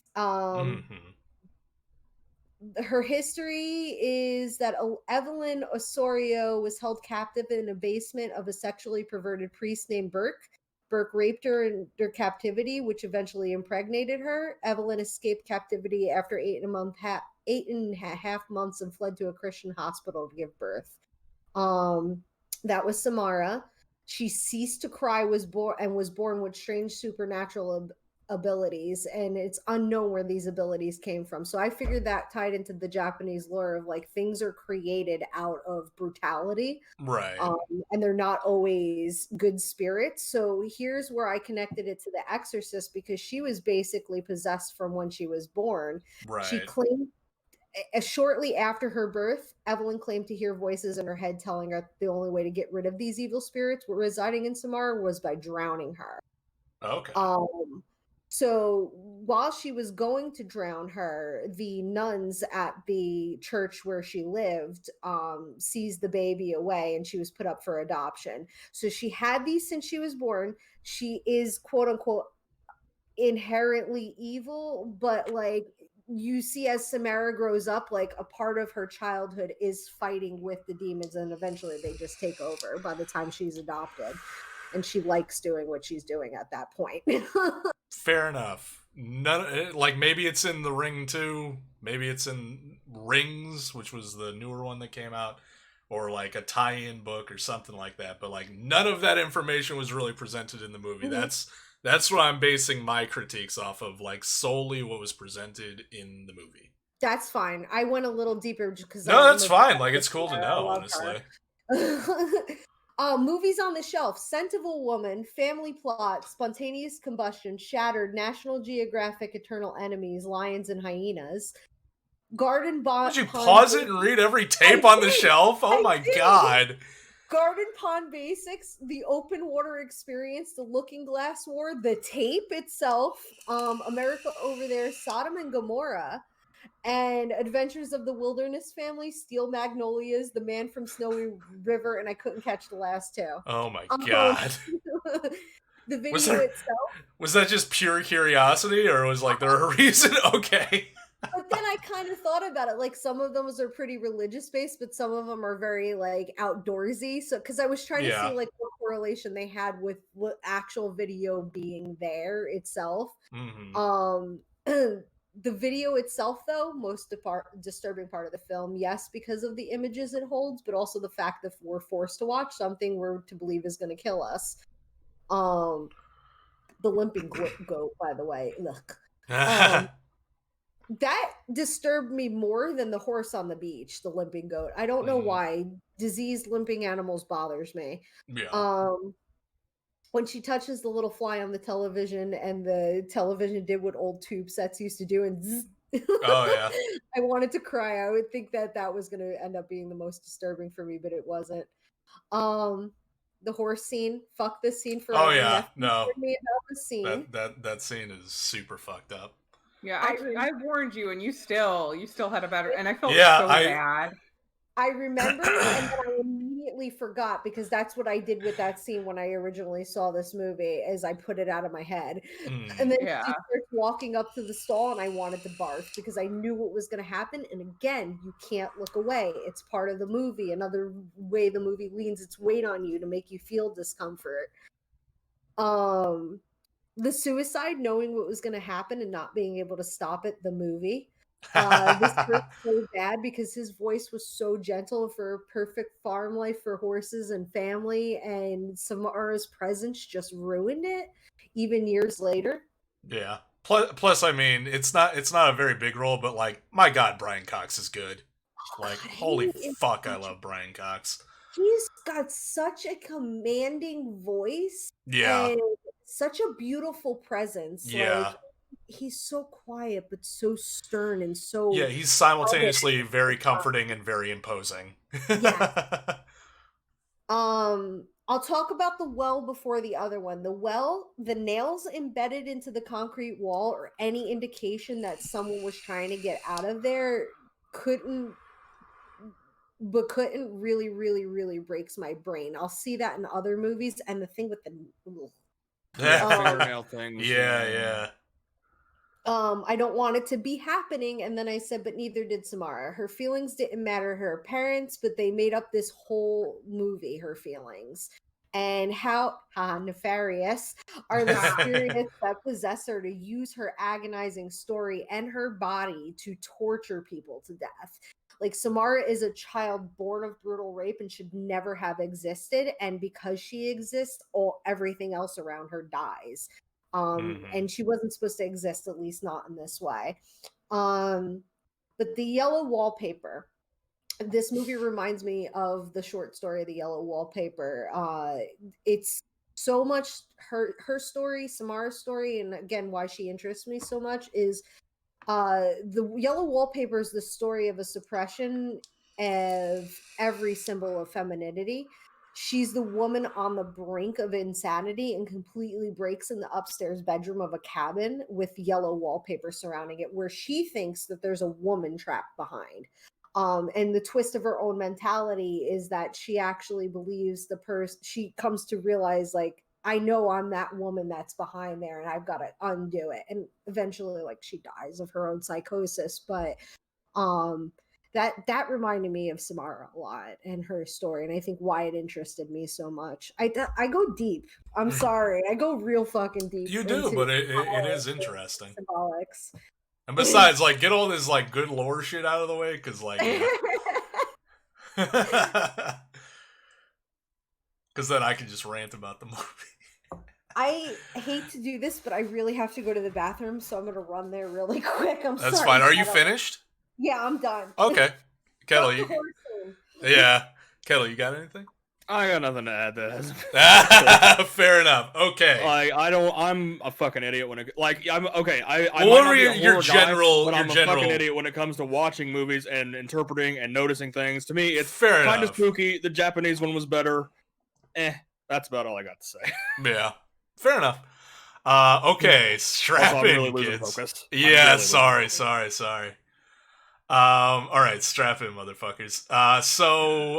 Yeah, I fucking hated Overly Mature Kid, and this is so like this movie. Like the further I got into it, because I remembered enjoying it when I initially saw it, and I remember being freaked out by it, and like the jump scare of her coming out of the TV was like that's some top notch shit. Yeah, it's the like if you don't, if you don't expect it, like that scene comes out of nowhere, and also the fact that a lot of the times, at least in American ghost story movies, the twist at the end is like, oh, the ghosts weren't evil, they were just like pissed off and trying to communicate because the people that killed them weren't brought to justice, or they were buried in a shallow grave and they needed to be laid to rest. So this movie follows that trope up until the point where suddenly it doesn't. And the pissed off ghost is just a pissed off ghost and doesn't give a fuck about any of those things, which was a cool twist at the time. Yeah, I really like that, especially when the kid was just like, "What, you helped her? You're not supposed to help her." Which, by the way, I did tease this to I think Fish and I think I teased this to all of you, honestly. Where is it? Where is it? I had it saved for just this. So at that moment, at this point during this watch through, yeah, I hated that fucking kid, and especially like knowing that moment was coming, watching everything leading up to it, and then after they go through all the rigmarole of finding her body and having her buried and everything like that, and it's like, we're in the clear now, right? And the kid's like, no, like you're not supposed to help her, you fucking idiot. The only thing that ran through my head was, oh, you guys won't be able to hear it, but this. Once again, things that could have been brought to my attention yesterday! And for everyone in the voice call, Adam Sandler from The Wedding Singer, things that could have been brought to my attention yesterday. That kid could have said something when he was drawing fucking pictures in the backseat of that car. He said nothing. He said fucking nothing. Fuck that kid. Also, on the topic of the kid, like, I know, like, it was a trope, like, the overly mature younger child who's, like, actually, like, an adult and very mature. No, this kid isn't that mature at all. He's just kind of a dick. And nobody calls him out on it because he's a kid. Like, that's just the rules, I think. Yeah, like, but it annoyed me. Like, in a way that the mature kid trope, like, I don't feel like it annoyed me to this degree. But, like, young Sheldon. Yeah, there you go! but like, immediately what I thought But of. like no, like the adults just are like, oh yeah, he's quirky and mature for his age. It's cute, right? It's like, no, this kid is being a little dick. Call him out on it. Be like, you can't say shit like that. Stop. Yeah, what did I specifically say? Like, being unnaturally mature for your age doesn't instantly give you a license to be a jackass. You want that right, you gotta wait for your balls to drop first, you brat. Like, I really didn't like him in this viewing. But, okay, so here's where I think I equated this movie. Also, brief cameo, Noah's girlfriend, Polly Perrette from NCIS. Oh, yeah. Yeah. It is. And also the girl that dies in the beginning, Amber Tamblyn from House and some other stuff. So I'll just streamline the notes because we're way long. So one, compared to Ringu. In Ringu, when somebody died from the tape, there were no special effects added. They just died with an expression on their face that looked like they had just seen something truly horrifying, and it was so scary it fucking killed them. In this one, Samara melts your face. Yeah, I had that as a note. It was just like, that's just not just a heart stoppage. There's more. Yeah, there. and it's even weirder. Yeah, because when the fucking mother is talking about it, it's like, a healthy teenage girl's heart doesn't stop. That was the weirdest, most fucked up thing about her death. It's like, yeah, and I walked in and found her in the closet. I'm like, yeah, her heart stopping was the weirdest thing about her death. Not the fact that her face was half melted off. That just happens when you die, obviously. So like, it doesn't really, and there's never even really an explanation given as to why the faces melt. At least in movie, there might be a deeper lore thing. Fish, we're long. We don't need to know. No, I don't. But there's never an explanation as to why they die that way and why their bodies look that way. So it always bugged me. Like that was one of the things that I remember in the original one. I'm like, yeah, the expression's a little goofy maybe, but at the same time, like, it cuts right to the point of like, yeah, they saw something so fucking scary, they died, and you see that on their face. Their faces don't just like melt for no apparent reason. So yeah, so I started, the further I got into this and like I was familiar with it and I was analyzing it a little bit more, I'm like, this movie, like, it's not bad, it's very well made, but I kept in my head comparing it to Signs. Signs is a very well made tense movie until you get up to the dumbass twist at the end. Mm-hmm. At which point, everything else, like, greater plot-wise in the movie, kind of falls apart. It doesn't really make a lot of sense. The Ring is very similar in that capacity, in the sense that it does have rules to, like, how to avoid getting killed. And we learn very late in the movie, at the very end of the movie, that the way to avoid having her come and kill you is by making a copy of the tape and then giving it to someone. Fair enough. So, in that case, when Naomi Watts made a copy of the tape and gave it to Noah and made him watch it, she should have been in the clear. At that point, everything should have been fine. But no, we can't reveal that yet. She has to still be presented as in danger, otherwise you've spoiled your twist, and you don't have a movie.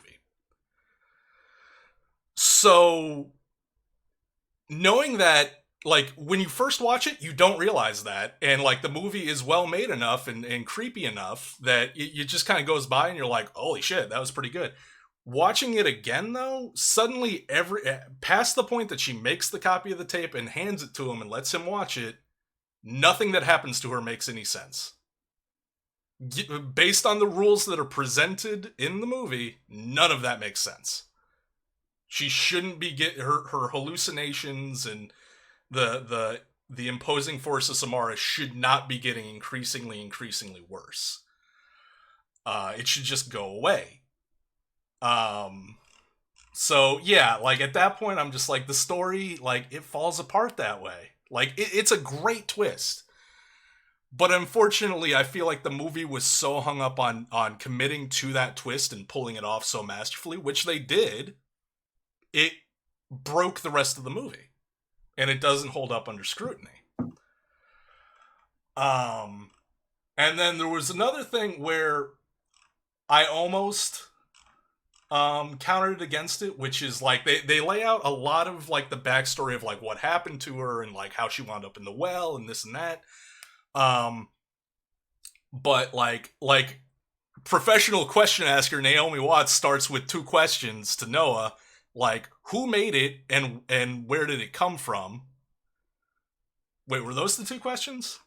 It was something along those lines, like who made it and where did it come from? And like at the end of the movie, I was like, they didn't answer like, where the fuck did this tape come from? Like, who made this fucking weird tape? And I realized, like, I don't know if it was intentional. I feel like it was, but they kind of, again, shot themselves in the foot by establishing at the beginning of the movie that this is already an established urban legend and has happened before. So my theory doesn't completely hold together in that context. But Amber Tamblyn tells us how that, like, Amber Tamblyn gives us, like, the pivotal clue as to how the tape was made. And we find hints as to how it was made as the movie goes along. Like, especially like when she Noah goes to the psychiatric hospital and finds the images on the X-rays, which they don't really make a point of like pointing out. Like, she drew pictures on X-rays. They kind of slide it in there that she was manifesting those images from her mind into the X-rays. And then you think back, Amber Tamblyn was like, I was hanging out at a cabin with some friends. We tried to record a football game, and when we played it back, the tape was all fucked up, and it was the Ring tape. And later on, we find out that underneath that room is where the well is, where Samara is, where her presence is the strongest. So she literally manifested, she made the tape. While they were recording the game, she made it by manifesting the images onto the tape and overriding the recording. Which is really cool. Like, I was like, that's really a really subtle way of like answering the question of how the tape was made without coming right out and saying it. You gave all the evidence to how it was made, you littered it throughout, and you left it to really keen observers to kind of piece together on their own. That's really cool. Except the start of the movie establishes that this is just an urban legend. So, and it's existed since before Amber Tamblyn and her friends went to that cabin. So, presumably, I guess maybe this has happened before. There are other tapes that were created in a similar fashion of people trying to record stuff off TV. Mm-hmm. And who knows where those other tapes are, but there's like one at the cabin that we're aware of. And there's like, and again, based on the rules, there should be multiple copies littered throughout the world. Just for people to avoid dying from it, if they can, I guess, figure out the trick in time. Which brings me to the final moments of this movie, and something that bothered me even the first time I saw it, because fuck these people. She's making her kid make the copy of the tape, and the kid's like, well, what's gonna happen to the people we give the tape to? Like, I don't know, man. Maybe tell them what the fuck is up and tell them how to avoid, you know, having their faces melted off by a TV ghost girl. Like, there was never a point in the movie where it's like, yeah, you can't inform the person you're giving the tape to, like, what you need to do. Like, this is the easiest curse to avoid. Just keep making copies and handing it to other people to watch. Like, it's fine. Very quick note, I've noted, what about the person we show it to? What happens to them? And Rachel doesn't answer them? Well, I guess fuck me then, Rachel, huh? Yeah, like... Great. As for the Ring video itself, honestly, like, based on the amount of hype that this movie had leading into it, like, again, this and The Exorcist were both billed as, like, well, the original Japanese version and The Exorcist were billed as the scariest movie ever made. So there was a bit of hype on that Ring tape, and honestly, I feel like it left a lot to be desired the first time I saw it, and even now I'm like, it's just edgy art house bullshit. It's edgy, like Noah even says, it's like, it looks like some student film. Like, that's all it really looks like. And even back when I first saw it, that CGI ladder falling over was just as fucking awful. Like, that one everything else looks alright, but that CGI ladder falling down looks horrible. But yeah, so that's streamlined. I have other notes, but fuck that. Because we're very late. Kettle's dozing off over there. Okay. Well, after we hit 3 hours. Yeah, dude, I feel it. Really yeah. fucking Yeah. I mean, I feel like just the nature of the topic of this movie, or this theme, kind of. Yeah. Like, in retrospect, it's like, yeah, this would be a longer one, because it's a very personal episode. More personal, yeah. Yeah, and we've got a lot of personal stories to tell. But we finally arrived at the moment of truth. We can do categories really quickly. Well, wait, did I? Yeah, oh no. So for the Ring categories, I did needs improvement, but I also said it's the scariest. Like, of the ones, like, I feel like it does still work as being pretty fucking scary. Mm-hmm. I guess, did you guys want to quickly go through, or did you guys do? Yeah, you said your categories for this one. Yeah. Okay, cool. So we can do ranked stuff. I'll go first real quick. So Sure. ranked movies. The best was The Exorcist, and then The Ring, Child's Play, and then Troll 2. Mm-hmm. Most to least fucked was Troll 2 was the most fucked. The Ring was the second. Exorcist was the third. Child's Play was the fourth. And then Traumatize a Kid, Troll 2, The Exorcist, The Ring, and then Child's Play. Okay. Mm-hmm. And yeah, just to specify the categories. So the specific categories, we ranked which movie we thought was the most fucked to the least fucked, and the second category is what movie would we show to a kid today to fuck them up, to traumatize them. Mm-hmm. Okay. Anybody else who wants to go next? I can go. Ranked movies: Exorcist, Child's Play, Ring, Troll 2. Most to least fucked: The Exorcist, The Ring, Troll 2, and then Child's Play. And then to traumatize the kid, I'd probably show him The Ring because it's artsy and edgy, and that's what the hipsters like, right? The Exorcist, because I think kids are just pretty much wouldn't find that as fucky as I did. Troll 2, and then Child's Play. I don't think Child's Play would scare them. Kettle, you want to go? Yeah, let's see. I had for ranked Exorcist, Child's Play, The Ring, and Troll 2. Most at least fucked and traumatize a kid are the same to me because, like, at least in my opinion, that's what is scaled off of anyway. Yeah, I can see that. Child's Play, The Exorcist, The Ring, and Troll 2. Okay. For both of them. And my ranked movies, number 1, Troll 2. Is not objectively, it's not the best movie. It is the worst movie of these four. That's what all these are about, right? It's your opinion. But yeah, it's my, of these four movies, it is my favorite. Followed by The Exorcist, Child's Play, and bringing in the rear The Ring. Which I do still enjoy. I have a lot more gripes about it now that I've rewatched it after all these years. Most to least fucked. Most fucked to me, Troll 2. Without a doubt. Like, so much fucked up shit is happening in that movie. Followed by The Exorcist. Followed by Child's Play. Followed by The Ring. The Ring has a couple, like the horse scene and the scene when she comes out of the TV are pretty fucked. Everything else is pretty... The nail scene. Yeah, there's moments of fuckedness, but I don't know. Child's Play, I found to be more fucked. Like, throughout. Just because once Child's Play gets to the moment where Chucky actually starts trying to, like, attack Andy, it gets really fucked up. Traumatize a Kid, again, Troll 2. I'm going to go a little bit into my logic here.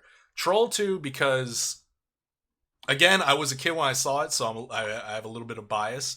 But Troll 2, like, it's fast paced. Like, the pacing in that movie is just boop, boop, boop, boop, boop. Stuff is constantly happening, which is going to hold a kid's attention. Similarly to that, The Ring. Like, there's some slow moments, but, like, if you get them deep enough into it, it's modern enough, and I think you get them deep enough into it, it's going to fuck them up. Child's Play was number 3 for that one.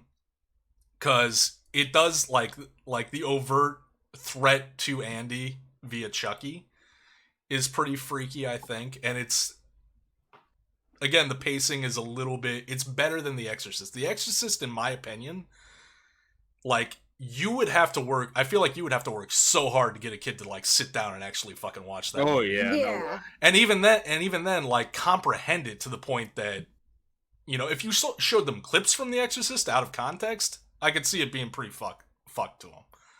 But just you're sitting not down, to watch you're not going to get them to watch a 2-hour 15-minute slow movie. burn horror movie with a bunch of, like, religious Catholic doctrine. Yeah, a bunch of shit they're not going to understand. Yeah. Yeah. And also, Child's Play and The Exorcist are rated, so you'd have to be a little bit of a sadist to show those to a kid. Troll 2 in The Ring, PG-13.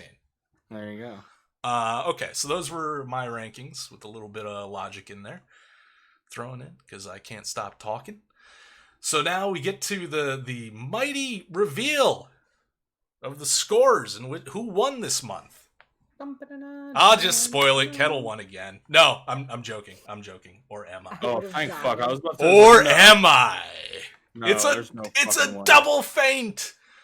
Okay, so in 4th place with 86 points, Child's Play. Kettle, Thank you're in the fuck. clear. In 3rd place with 94 points, The Ring. Yeah.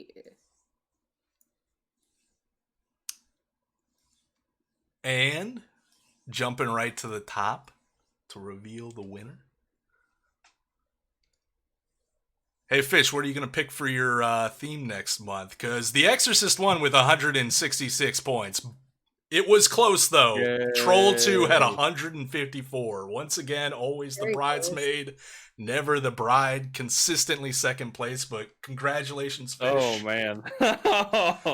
Dude, Fictional serial killers. Let's go. fictional serial Yeah. killers. All right, cool. Yeah. And I won't ask for people's picks just yet because I already I'm know gonna. Yeah, please fucking don't, because I can't No, even think of one of those. I'm gonna have to. Can I I'm gonna at have to least look give you stuff mine? up. Sure, if you've got one, go for it.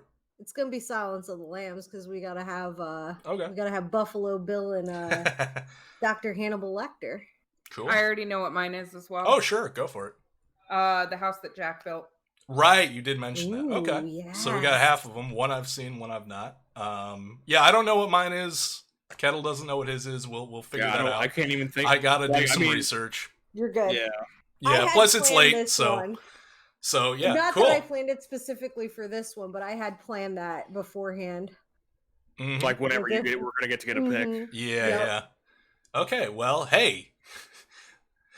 Remember that plan we had to, like, merge the categories in with talking about the movies to, like, streamline the process and hopefully not have a to be 3-hour long show? To be fair, we did jam those in pretty quickly at the end We of the thing. did. So we would have done that, and then we're like, oh, we're going to do categories now. I'd be like, later. Nah. Right. Yeah, no, it did I will say it did work very well, but I'm also looking at the timer. I'm like, Oh, no, yeah, we're almost at 4 There's hours. just a lot Jesus to Christ. talk about It with was, these but it was movies. great. It was a Cool. great time. I know it was longer than we intended, Yeah. but it was an amazing I bit time. my We had tongue.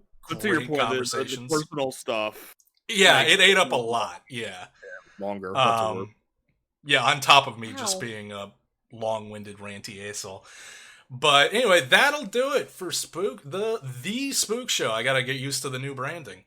For July 2020, we will be back next month, August, with 4 fictional serial killer films. Let's see, what day is that? Friday, the 28th. Gonna be another 10 p.m. start.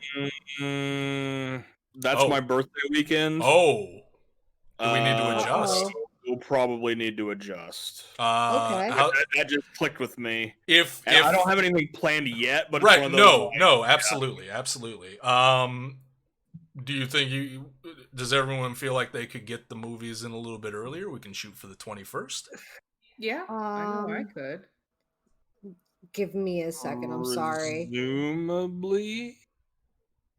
It would just be like a week earlier. Yeah. Yeah, I can do that by the 21st. I just had to think about my schedule with work first. But Right. get that date out earlier. We'll figure it out. So Yay. tentatively, if something comes, obviously if something comes up, we'll talk more about it later. But tentatively, Friday the 21st, and either 9 or 10, because it depends on Fish's schedule and what she can do. But yeah, and we'll sort that out later. But anyway, thank you everybody that hung out and lurked and enjoyed the show, I hope. And thank you to my co-hosts for doing another one. This was a lot of fun. And now I'm going to let these people go the hell away and go on break. Okay, I'm just gonna float this out there. Is anyone feeling Late Night Warzone? I'd be down. But I'm okay. I'm okay with the I gotta answer. cook food. I'm okay with the answer being no, quite honestly, and ending the stream here.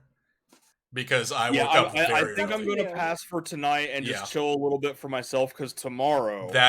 We're going hard tomorrow, brother. Down to have so I'm fucking cool. party. Yeah, I'm cool with just like wrapping the stream up here, letting everybody call it a night and relax. Mm-hmm. And then okay, cool. That makes it simple. And Fish, if you want to do some Warzone later, like off stream, like I may. Yeah, I just gotta. I've got my oven heated up. I just gotta.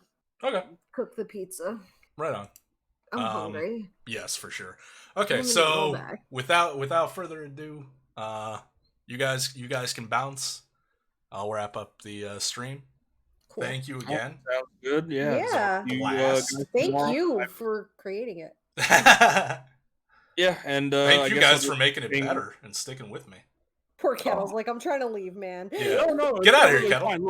Look, having a project where we work together and depend on each other and have like the thing. I like having a thing and sticking with it. That's part of my whole like trying to get my life in order thing. So this is part of that as well as being like a fun. He's like, it's just my brain shuts off after. It's totally yeah. But yeah, I will ping probably sometime tomorrow afternoon, just kind of like, well, ready whenever type of deal. So. Right on. All right. Good night, everybody. Night. All right, and once again, thank you everybody that hung with us on this one. Is longer than intended for sure. It's definitely the longest. Actually, I don't know. It might be edging close to the longest one. If not this one, then it was the first one we did where we were covering like 30 movies a piece. I remember that one got very long too. I think over 4 hours maybe. But anyway, yeah. I don't think. No, I guess we could rate. I see Moniker's on doing something. What's he doing? More Chip and Dale, or as he calls it, Chip and Fail. Yeah, we can go say hi to him. So yeah, thank you again, everybody's. I will be back Monday with. I think the plan currently is to do Lucius D-Make, which I'm looking forward to. But in the meantime, have a good weekend, everybody. A good night, all that stuff, and I will see you all later. I gotta make sure I spell this correctly. Ah, shit. Okay, we're good. All right, bye.